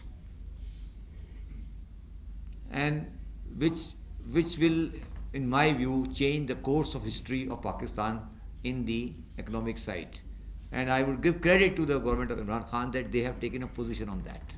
And you must have seen the speech of the Prime Minister in Gujranwala yesterday, that he has taken a position on CNIC and he's taken a position on other things, that yes, registration has to be done. We have no choice on that. So that's first part of it. Now coming to the second part of it. The second part of it is that we have got 21,000 people in FBR. And as like any other government department, nobody can vouch about the integrity of all the people, about the honesty, the capability and things like that. But the only difference is, I say to my people that a person may be as bad as the FBR in works department or education department, but he's not accountable because his collection is not accounted for every month. In FBR, the performance is actually managed after every hour. So his performance is actually measured on a daily basis. So his corruption or his level of corruption is known to public after every hour, because the collection is there or collection is not there. And there we have no view that there are issues and there are ways to do this, and we will try to rectify as far as possible. But for that there are two approaches. One approach is that we firstly correct the institutional corruption, where as an institution we have brought in systems which actually affect the people to do proper business. And I can give you lines of discussions of items where we have actually this thing. For example, I will give you one example of it. Then when I became the chairman FBR on the 8th of May, on 9th of May, I issued an order that nobody's accounts should be frozen unless you bring him, talk to him, and ask him that you are going to freeze his account, and then take the approval from the chairman and then do it. I am here for 3.5 months. In the last 3.5 months, only 3 applications have come. Only 3, and out of 3, 2 are government organizations. So it means that power, there is decency. If somebody has not paid it, you can call him and say, sir, you have not paid it, I am going to freeze your account, and do it. What they used to do, they used to freeze accounts and then used to blackmail things, and that was the usual form of things. So two people has come in. In Pakistan, one of the most difficult thing was to get yourself registered in the sales tax. They used to visit the premises and they used to take money, and we have now automated that. So what I was trying to say, there is one way of ending or tackling about the corruption is to handle the people. The other way is to make them irrelevant institutionally. So the system goes on its own, and they are not in the line. So nobody has got a discretionary power to abuse it, and that power is actually taken by the automated system. We are facing that difficulty in that kind of automation process, but that shows the level of problems in Pakistan. As Madam has said, Madam Mishra Sahab has said that we have announced 2 amnesties in the last 2 years, and you can imagine the kind of untaxed wealth that in both the amnesties the amount declared, not the amount of taxes collected, the amount declared was plus 3 trillion in each case. So this is just a part of it. So you can see that the economy in Pakistan is actually running on a different tangent. and we have to bring that tangent from the course they are adopting to the other course, and that is a very difficult task, but we are trying our best. The third thing which Dr. Sulleri Saab said is about the contribution by the agriculture, the provinces in the revenue collection, and I will just on that side I will only add one thing, that agriculture income tax is already levied there under the provincial law, and the collection is very pathetic and very low. That can be improved. But my personal view is that there is not very high potential in the agriculture economy as a taxation is concerned, because the economy is not as vibrant as it appears. The problem in Pakistan is, and which I have been saying in every seminar and every discussion, the problem in Pakistan is the middleman, or what you call Aarti. He is actually not under provincial subject, he is actually under my subject, because he is buying from the agriculturist and selling to the consumers. And in my personal analysis, if you take out the inflation and the higher prices and the higher margins, it is the Aarti mafia which is actually ruining this whole society. You buy from the agricultural produce at a very low price from the agriculturist and sell at a very high price in Islamabad or India or Karachi, and the differential is too much, and that sector is totally out of taxation system. So there is one agricultural economy, yes, one is the business economy, and there is in between the middleman. And we have designed our systems in the manner that those middlemen are not under any system, technically speaking.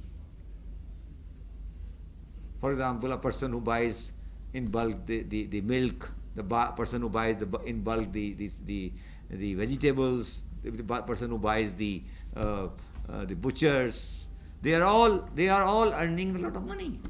If you look at their lifestyles, the kind of money they are making, the kind of the inflation they make, the kind of the profit they make is too high. But there is no one in the system in our society. If you look at our society, taxation is an urban subject. Is it for Karachi, Islamabad, Lahore, maybe Faisalabad, or organized business? But it is not a rural subject. But rural doesn't mean agriculture. There's a lot of economy in the rural also. But that is not a subject there.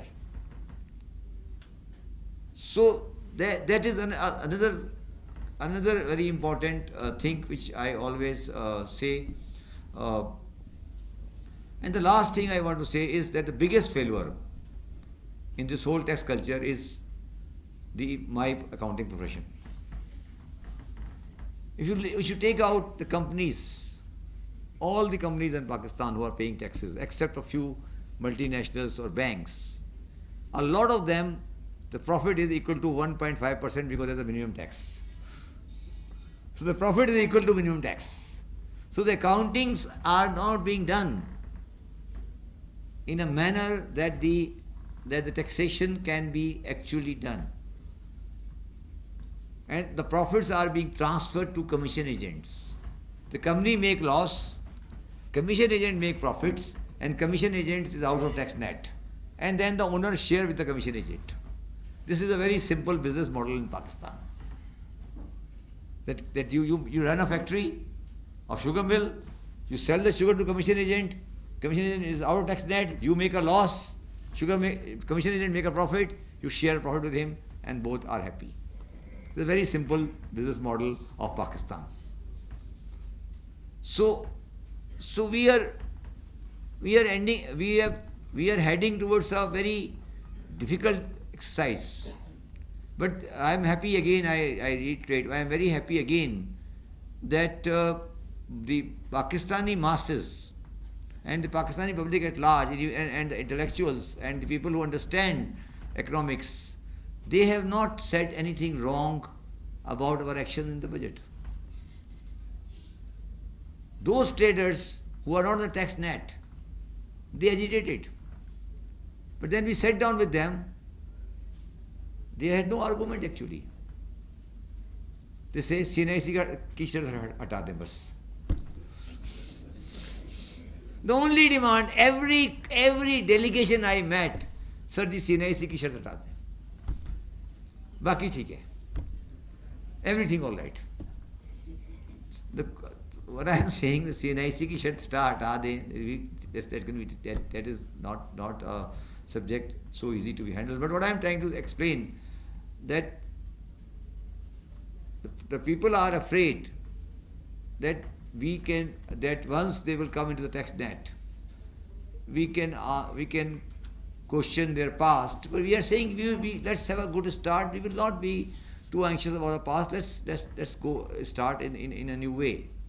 And what we have decided actually, I will just say some few words about the way we are going to do.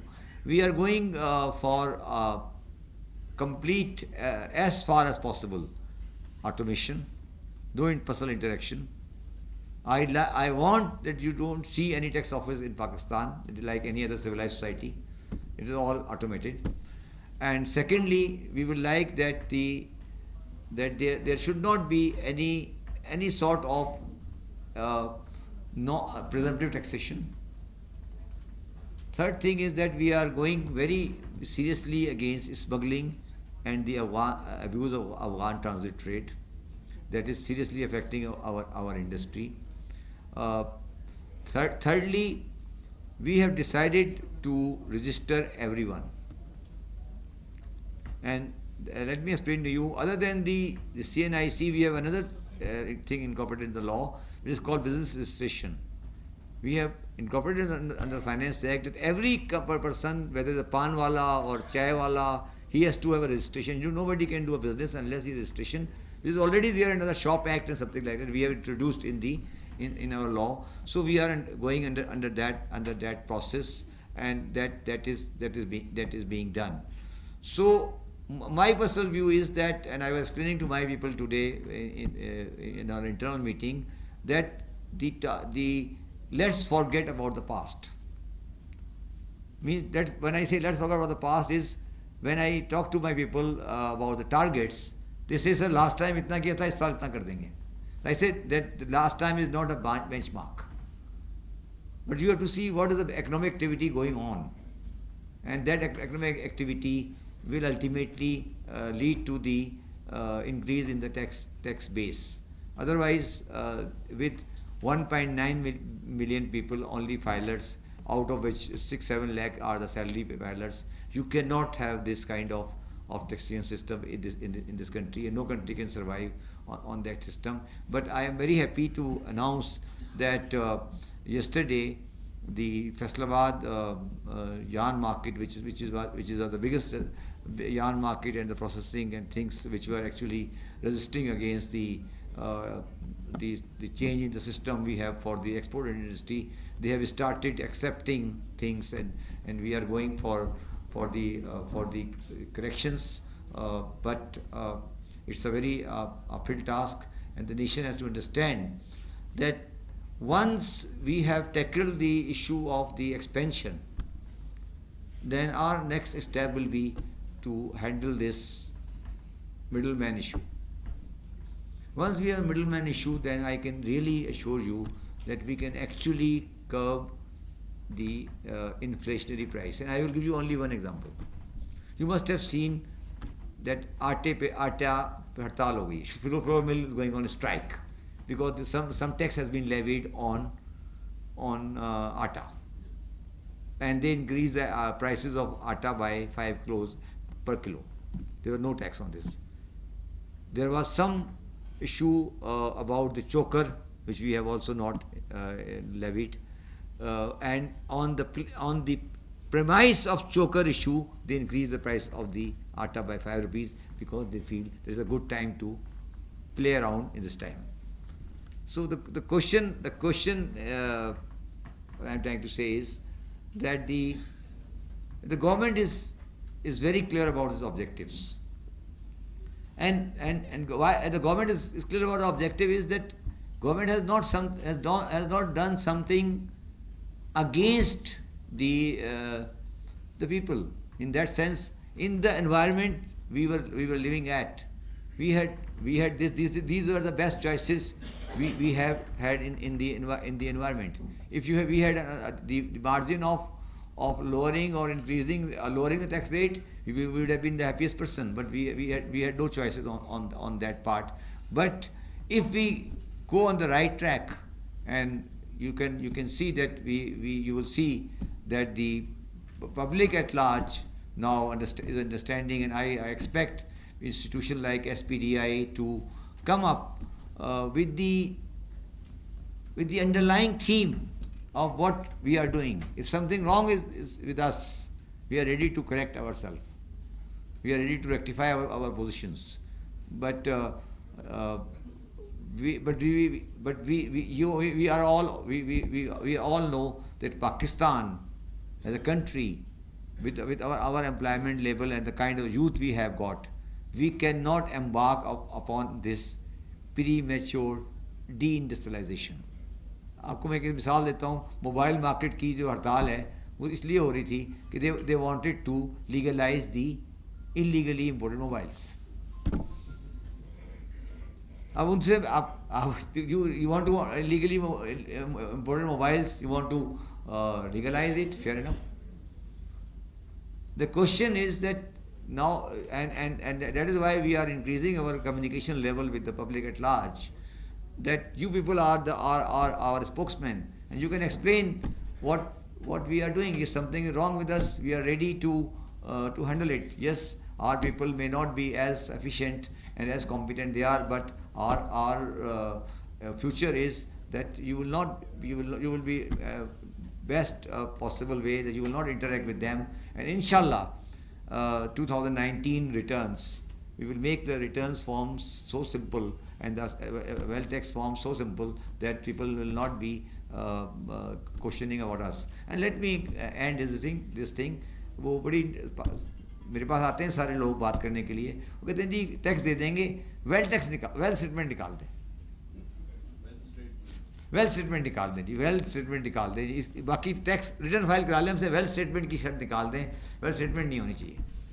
लेकिन ठीक है जी, wealth statement की शर्त को आसान कर देते. But what I am trying to say that the issue is different. The issue is, yes, most of the businessmen who are now running the shops and the industries, they were born or they became active who were born after 1990s, and from 1990s to 2018 we have ran a system which was no real income taxation without any effort for documentation. So the whole class is not tuned to that education.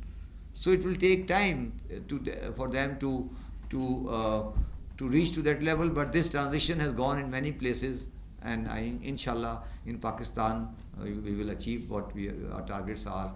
And I will just close by saying that personally, I discussed with Teresa in the past also. Personally, there is not a single disagreement on any suggestion on taxation measure made between us and the IMF. If they would not have asked us, we have done it ourselves. It's not a question of this is IMF budget or not IMF budget. This is a simple thing, a simple common sense that this has to be done. The local sale has to be taxed. There's no common sense. There's nothing like that. The parking lot has to be stopped. This is common sense. The property has to be adjusted. This is common sense. There's nothing unusual about it. So it is very wrong to say. And if people who have heard me in the past, I have been saying this thing for very long time. So again, I thank you SPDI, and I would suggest them to please assist us in as far as possible in disseminating our vision, mission or vision we have got to the public at large, because you are considered to be one of the independent forum in disseminating the information. Thank you very much. Our capability to actually unearth and to receive the tax. We at times we start proceeding and then we could not conclude and receive the money. So it's a very difficult task. But I totally take your words, and it's right that this is one of the subject we have to be very careful. And if you look at the last year budget, we have done some amendment this year also, but we have done the last year budget. We have been working on this. And if you look at the section number 32C of the Custom Act this year, whether people have seen it or not, the first time in Pakistan we have made this under-invoicing, over-invoicing related to anti-money laundering and link the State Bank of Pakistan with this whole thing. And that is where we will ultimately start with it. It is not the profit. This is a very important subject, and I agree what you are saying. This is a very important subject. The second subject was service sector. Yes, we have not in Pakistan only textile is considered to be export. The remaining is not considered export actually. And we have not concentrated in the past on the export sector of the service sector as we should have done it, and we are working on it. Inshallah, next year we will be doing it. The third thing about judicial system you talked about. Today I have just made you will see the announcement in the next 2 days or Mondays, that we are trying to make the Commissioner appeal as independent as possible from the field force. And in the past we have actually made them actually a useless body, technically speaking. And we are also increasing the judicial number and judicial capability on this thing, and you will see that thing in the next few days. As far as FBR capability is concerned, as I said to you earlier, that now the time has come, and I will come to digital taxation after that also. As the time has come that I feel that you may not need the officer in the manner as you used to have, officer and inspector in the manner you used to have in the past. When I will have I ran the whole amnesty scheme without any personal intervention, and I will run the whole exemption certificate scheme next year. And so the capability is the issue. I am more stressing on the capability on the automation side rather than the human side. Yes, we will be doing the human side also, and we will work on this thing. And last question which the madam asked about the return to the common man for the taxes they pay, and I totally agree with this. But this is a social issue in a sense. When the contributories are too less, and the beneficiary are too much, you pay tax, I pay tax, but we are only 19 lakh people out of 22 crore people, and we don't share we don't get any return in the form from the government for the taxes we pay. And this is a very reasonable demand. What I said to you, and I reiterate, that if I stay here, I will be reducing the indirect taxes rate in future, and I will be reducing the indirect taxes rate on the ordinary consumable items. At the moment, there is no indirect taxes on the food items, but we will reduce it as far as possible. But the return system is not there, and that system can only be there when you have good infrastructure by way of roads and transport and medical and things, and we are not. जी आप बताइए, आराम से बैठ के बात करें आप. हाँ जी सर जी थोड़े तो जी मलकम साहब जी माइक दे दे मलकम एक बारी प्लीज. अशरफ साहब मलक साहब माइक दो इधर माइक का हैंड माइक का दीजिए जी. हाँ जी बोलिए मलकम साहब जी खामोशी 2 मिनट. हाँ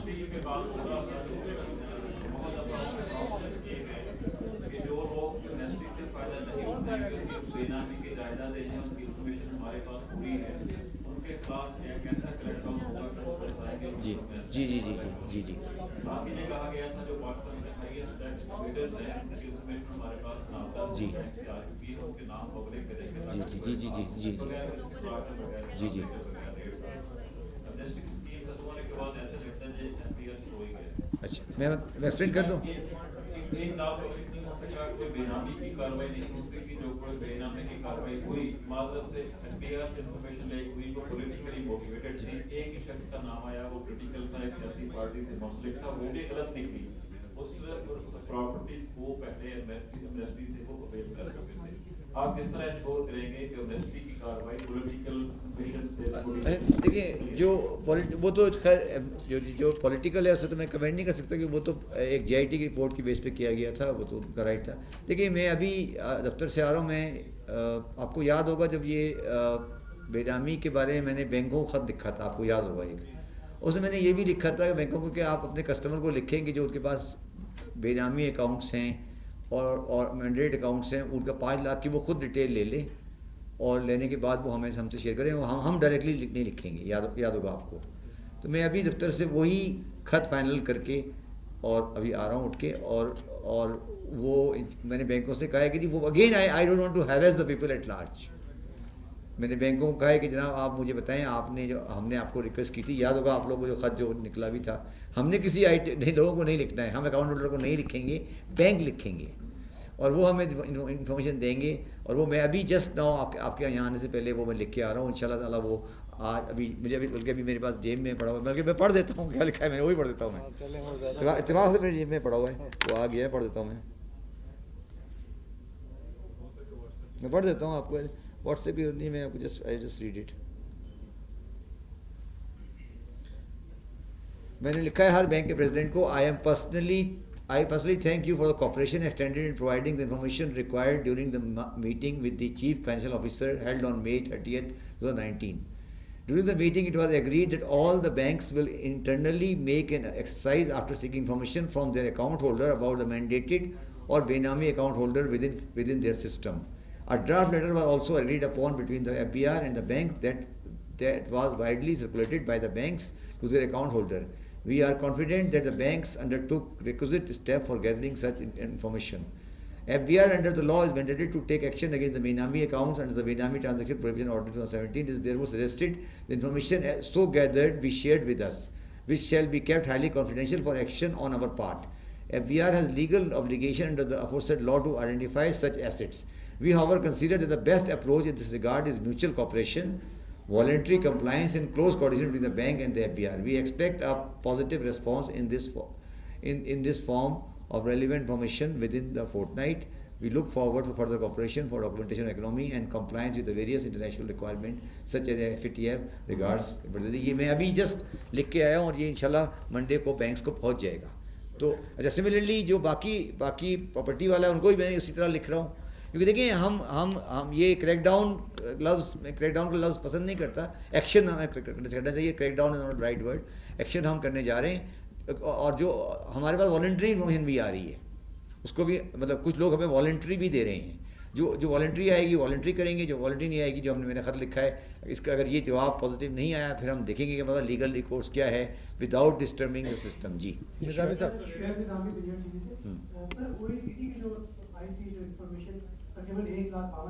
ہاں جی وہ بھی کرنے جا رہے ہیں. ہاں اس کے اوپر بھی ایگزیکٹلی دیکھیں وہ بھی میں نے کہا نا جو ان میں سے اب ہمیں بیٹھ کے انالائز کر رہے ہیں اس وقت ہمارے لوگ. ایکچولی جو ہمارے کنسرن ڈی جی تھے وہ گئے ہوئے تھے ایکچولی ایک سیمینار میں جنیوا گئے ہوئے تھے, وہ آج کل میں آ جائیں گے. تو وہ بھی ہم کرنے جا رہے ہیں کہ جو ان کے ساتھ جہاں پر جو ایمنسٹی میں ڈکلیئر نہیں ہوئے ہیں وہ اس کو. مگر میں ملکہ صاحب آپ کے سوال کا جواب دیتا ہوں. جو ایسٹ اگر ایمنسٹی میں ڈکلیئر ہو گیا بے نامی ہے اس کا مطلب نہیں کہ بے نامی نہیں ہے. ڈکلیئر ہونے کے بعد ہی بے نامی تو بے نامی رہا نا جی. تو وہ اس کا اگر میں کسی کا ایسٹ ڈکلیئر کر دوں بے نامی دار کا تو وہ ایسڈ وائڈ نہیں ہو جاتا. کیا جی نہیں ہائی ایویڈنس کے نام دیکھیں اس پہ بھی ہم کام کر رہے ہیں. ایویڈنس کے نام اس پہ دیکھیں پھر میں دوبارہ بتاؤں ہائر ٹیکس ایویڈر کے بارے میں ایکشن ہم ضرور لے رہے ہیں. مگر اب یہ بھی ہمیں دیکھنا پڑے گا لیگلی کہ کیا ہم ان کو پبلک کسی بندے کے ایکشن کے کیونکہ ٹیکس کی جو ایکشن ہوتا ہے یہ کانفیڈینشیل ایک ایکشن ہے, کیا اس کو پبلک کر سکتے ہیں. لیگل اوپینین ہمیں کیا اس کا اجازت دیتی ہے نہیں, اگر دے گی ضرور کریں گے. ہاں آپ بتائیے آپ کچھ کہیں. ہاں جی شکیل فرام سما ٹی وی. جی جی میرا کوشچن یہ تھا کہ آپ نے ابھی کمپنیز کا بھی ذکر کیا تھا کہ جو رجسٹرڈ کمپنیز ہیں لیکن ریٹرن فائل. ہاں جی جی کل میری ملاقات ہوئی تھی جی, کل ملاقات ہوئی ہے, کل ملاقات ہوئی ہے میری ان سے. ہاں اس پہ ہاں سائڈ یہ ہو گیا دیکھیے جی. ہاں میں سوال کا جواب دے دوں. اسی کے ساتھ ہاں آپ نے بجٹ کے دنوں میں کہا تھا کہ 50 لاکھ لوگوں کو نوٹس جاری کیے جائیں گے جو ٹیکس نیٹ سے باہر ہیں, ایویڈرز ہیں. ابھی تک آپ نے پچھلے چند ماہ میں یا کتنے نوٹس؟ دیکھیے بات یہ نہیں ہے, ہم نے 50 لاکھ کی فگر آپ کہہ رہے تو غلط, میں نے کبھی نہیں کہا, وہ تو میرے پاس 50 لاکھ سے بھی زیادہ ہے. انہوں نے بتایا نا 31 لاکھ تو میرا کنزیومر الیکٹرل کنزیومر ہے. میں نے 50 لاکھ کبھی نہیں کہا, 31 لاکھ تو کنزیومر ہے. ان کو سب کو آج میں نے یہی کہا ہے کہ آپ ان سے جا کے کانٹیکٹ کریں, یا اگر وہ والنٹری آتا ہے تو نوٹس کرنے کی ضرورت نہیں ہے. میں نے 50 لاکھ کی فگر میں نے کبھی نہیں دی. اچھا آپ کی جو آپ کی بات ہوئی ہے, جو آپ بات کر رہے ہیں کمپنیز کی, اس میں ہم نے کل میری میٹنگ ہوئی ہے چیئرمین ایس سی پی کے ساتھ ہمارے آفس میں. اس میں انہوں نے اپنے لا میں یہ ایک پروویژن ڈال دی ہے کہ اگر کوئی آدمی ریٹرن فائل نہیں کرے گا تو وہ کمپنی آٹومیٹیکلی ڈیفنکٹ ہو جائے گی. وہ اس کا پروویژن ڈال دیا انہوں نے, ہمارے کہنے پہ وہ لا میں ڈال دیا انہوں نے, اور ہم ان سے ریکنسائل بھی کر رہے ہیں. کل I had a long meeting with the chairman S C P in my office, اور اس کے منٹ بھی انشاءاللہ آج کل میں آپ لوگوں کو مل جائیں گے کہ وہ ہم اس section I don't know number مجھے یاد نہیں, 29A نمبر ہے شاید اس کا, کہ ایک جو کمپلائنس کی ریکوائرمنٹ ہے اس میں اگر آدمی کی کہ اگر آپ یہ کام نہیں کرتے تو یو آر ناٹ کمپلائڈ, تو اس کے اندر وہ پرنٹ ڈال دی گئی ہے کہ اگر آپ ٹیکس فائل نہیں کریں گے تو you will not be a company. جی تقریباً میرے خیال ہے 60,000 کے قریب ریٹرن فائل کیا ہوا ہے, ایگزیکٹلی مجھے یاد نہیں ہے. اچھا اس میں دو طرح کی کمپنیاں ہیں سر. ایک کمپنی وہ ہیں جو ایکچولی ڈیفنکٹ ہو گئی ہیں, جو کام ہی نہیں کر رہی ہیں, تو ان کا خیال ہے کہ انہیں فائل نہیں کرنا. دوسری کمپنیاں وہ ہیں جو ایکچولی کام بھی کر رہی ہیں پھر بھی فائل نہیں کر رہی. جی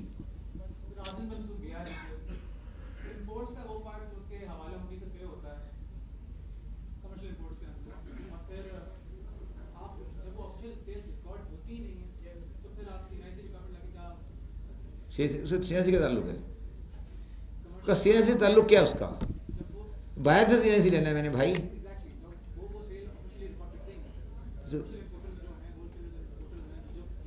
سینسی دے گا تو ریکارڈ کرے گا, سینسی تو دینا ہے اس کو. نہیں مانگے تو نہیں, اگر سیل ٹیکس رجسٹرڈ نہیں تو ریکوائرمنٹ ہی نہیں ہے. آپ نے سی این سی ریکوائرمنٹ کو پوری طرح پڑھا نہیں ہے شاید. سی این سی ریکوائرمنٹ یہ کہتی ہے کہ اگر سی این سی نہیں ہوگا تو ان پٹ ڈسلا ہو جائے گا. ہاں تو اگر وہ اب تو اگر وہ اس کی ان پٹ آؤٹ پٹ پہ ہے ہی نہیں تو پھر تو اس کا ایشو ہی نہیں آئے گا. جی نظامی آپ کچھ اور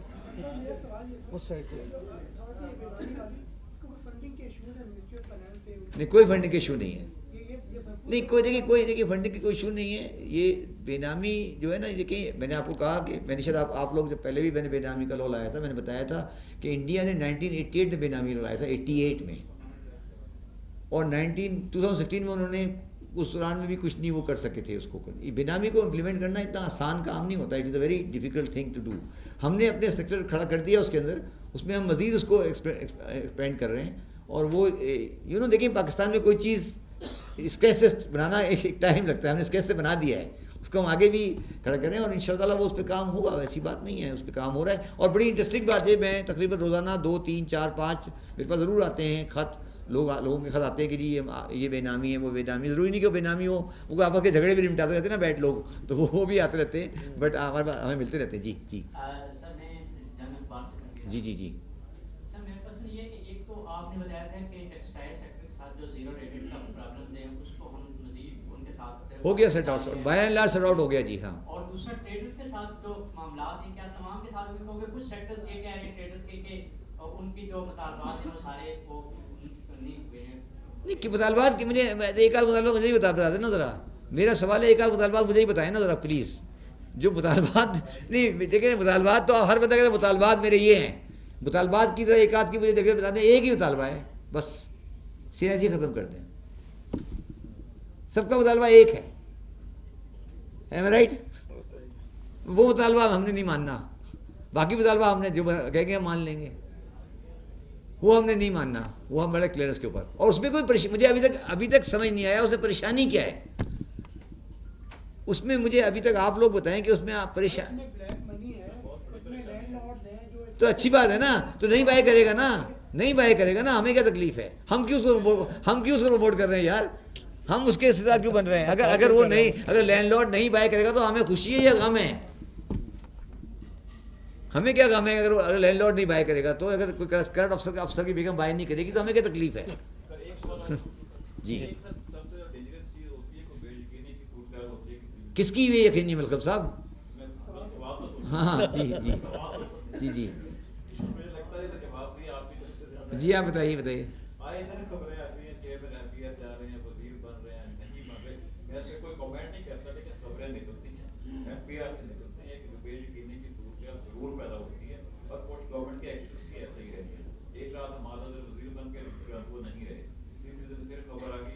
دیکھیے دیکھیے آج انفارچونیٹلی آپ کمپلیٹ کر لوں بات. دیکھیے انفارچونیٹلی جتنا میڈیا ہمارے ملک میں آزاد ہے اور کوئی خبر ٹکٹ لگانے میں تو کوئی بھی آزاد کوئی بھی کچھ کر سکتا ہے، کوئی بھی اس کو کر سکتا ہے.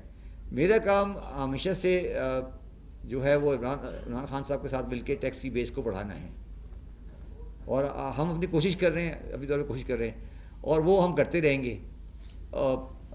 میری میں نے پہلے بھی کہا میری اس سلسلے میں کوئی میں اپنی پوزیشن میں موجود ہوں، اس سے کوئی پوزیشن نہیں ہے. آپ کو کلیئرفائی بھی ہو گیا اگر کوئی اس پہ. جی جی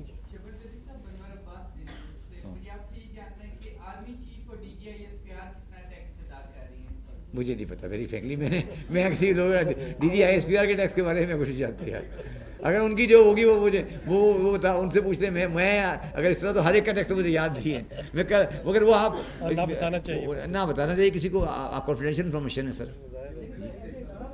نہیں ایز اے ادارہ تو ان کا ادارہ بتائے گا نا، مجھے تو بتائے گا یار. جو ان کا گریڈ ہوگا. Major general I think lieutenant general ہیں، آئی تھنک لیفٹیننٹ جنرل ہے وہ، میرا خیال ہے لیفٹیننٹ جنرل ہے نا شاید. لیفٹیننٹ جنرل کی جو پے ہوگی وہ ہو رہی ہوگی. جی جی جی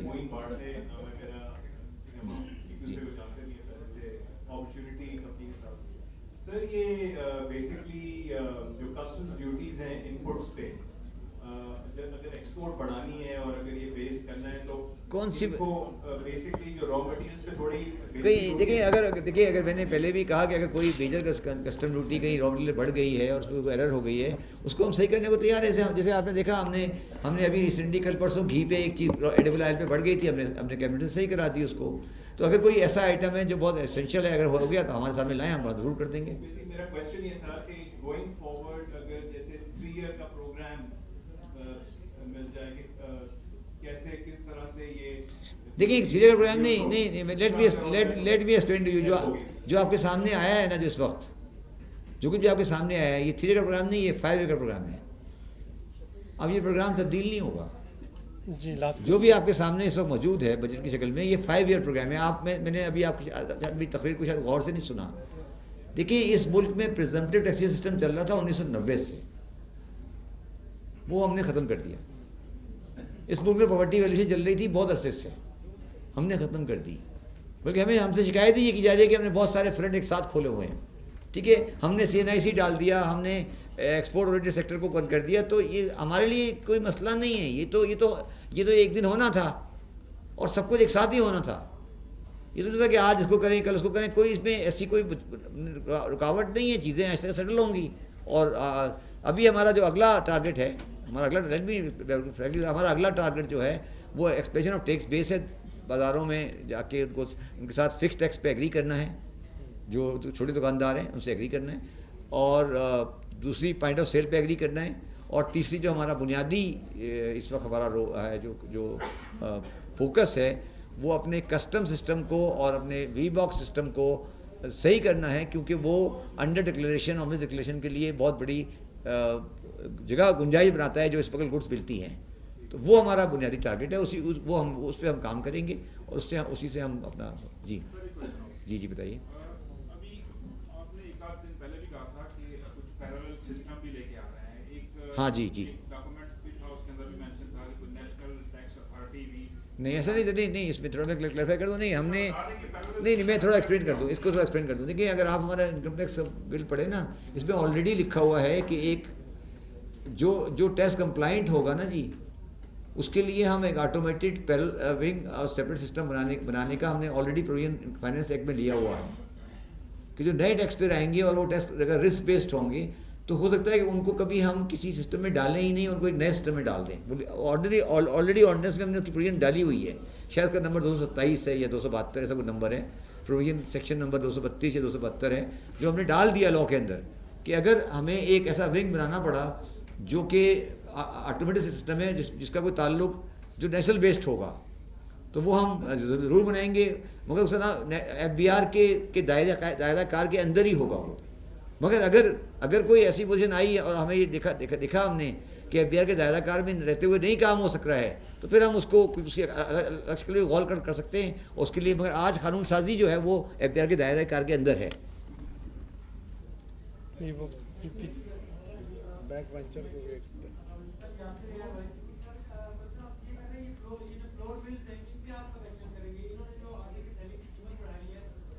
یار آٹے کے تھیلے کی قیمت کے بارے میں نے کہا نا, نہیں میں یہی عرض کر رہا ہوں نا کہ آٹے کے اوپر نہ کوئی ٹیکس لگا نہ کوئی چینج ہوا. یہ سب آپ نے لاء پڑھ لیا ہوگا, آپ نے ہی پڑھ لیا ہوگا, میں نے ہی پڑھ لیا, میں نے 5 دفعہ کلیریفائی بھی کر دیا, ان کو سمجھا بھی دیا. اب تو باقی پرائس مینجمنٹ تو میرا کام نہیں ہے نا سر, میرا کام تو ٹیکسیشن لگانا یا نہیں لگانا ہے نا, وہ میں نے کلیریفائی کر دیا. اچھا وہ بڑھ گیا تو وہ سر وہ تو پھر مارکیٹ کمیٹیز اور ڈسٹرکٹ مینجمنٹ پہ کام کر رہی ہے, انشاءاللہ اس پہ جی بہتری ہو جائے. چھوٹی سی جو ہے وہ رہنمائی فرما دیجیے کہ مختلف مالیاتی ادارے 236 وائی کا جو استعمال کر کے وتھ ہولڈ کرتے ہیں. کون سا والا؟ یہ جو 236 یہ جو ہوتا ہے یہ جو ہوتا ہے کیش وڈرال پر, کیش وڈرال پر یا ٹرانزیکشن پر, اس کا جو استعمال کرتے ہیں اور اس کو رانگلی ڈیٹیکٹ کر کے اور اس کے ایڈریس کرنے کا کوئی میکنزم نہیں ہے سوائے بینکنگ مقصد کے جہاں پہ یہ ایڈریس نہیں ہوتی. سمجھا نہیں, میں آپ کا سوال نہیں سمجھا ابھی تک.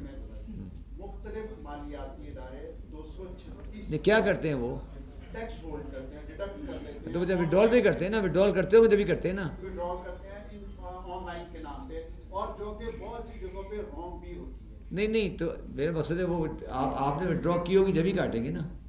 وڈرا نہ بھی کی ہو تب تو بھی بعض اوقات جو ہے وہ لگا. سر اس کا تو میں کچھ نہیں کر سکتا نا. دیکھیے میرا سوال ہے کہ اگر انہوں نے کاٹ لیا اور مجھے تو نہیں پتا بینک والا اکثر کاٹ رہا ہے, لیکن میری بات سمجھے نا, اگر وہ 237 وائی میں کاٹ رہا ہے اور آپ کا نہیں کٹا تھا, مجھے تو اس کے بارے میں نہیں پتا.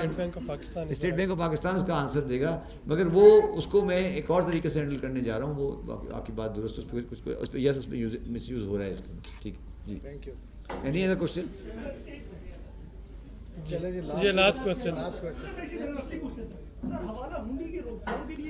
ایک منٹ, اچھا یہاں بیٹھے, میں آج آپ کو اچھا ایک منٹ یہاں بیٹھے آپ آج نا یہ حوالہ ہنڈی پہ سن, یہ حوالہ ہنڈی کی کہانی بھی آج ایک دفعہ ختم کر لیں.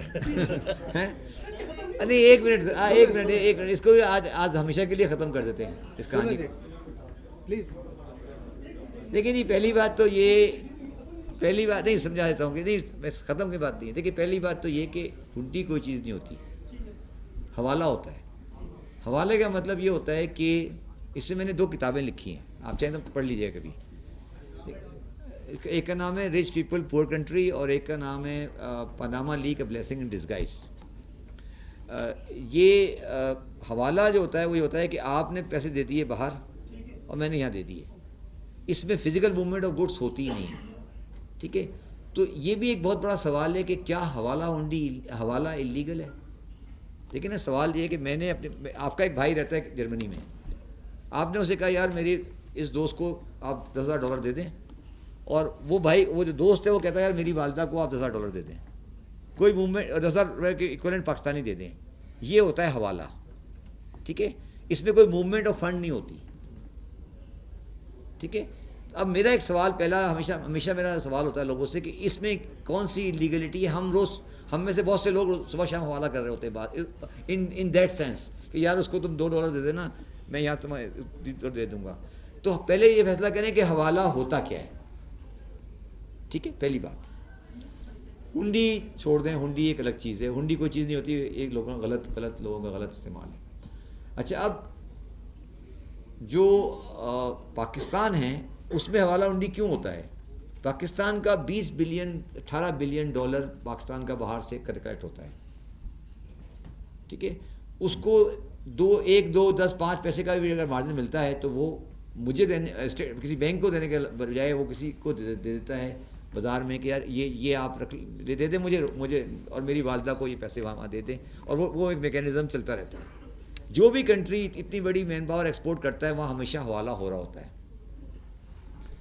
اچھا اب جو سوال اگلا سوال جو آتا ہے نا جو اس کا اگلا سوال آتا ہے کہ جو ایکسچینج کمپنیاں ہوتی ہیں وہ بھی پاکستان میں ایک ان کو بھی یہ رائٹ ہے کہ وہ ڈالر بائی بھی کر سکتی ہیں سیل بھی کر سکتی ہیں. تو وہ ایٹ ٹائم اس پیسے کو جو ایک فلوٹ آتا ہے اس کو ابیوز کرتی ہیں. ٹھیک ہے نا, اس کو جو ابیوز کرتی ہیں تو وہ پھر پاکستان میں جو حوالہ ہنڈی کا جو آپ کہتے ہیں نا ٹی ٹی لگا دی اور ٹی ٹی آ گئی اور ٹی ٹی لگ گئی اور ٹی ٹی چلی گئی, یہ اس کا جو یہ سلسلہ ہے.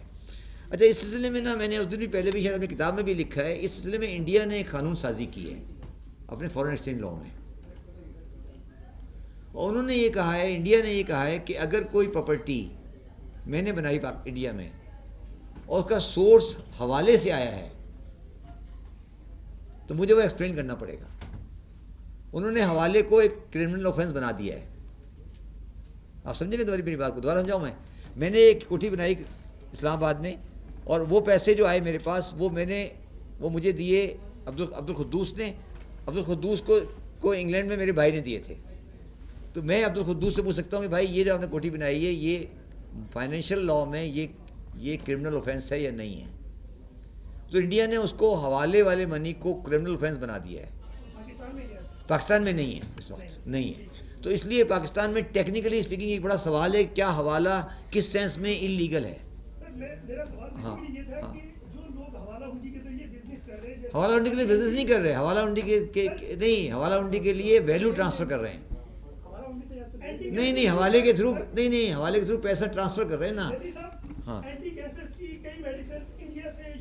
نہیں میری بات سمجھو نا, یہی تو آپ کو سمجھا رہا ہوں.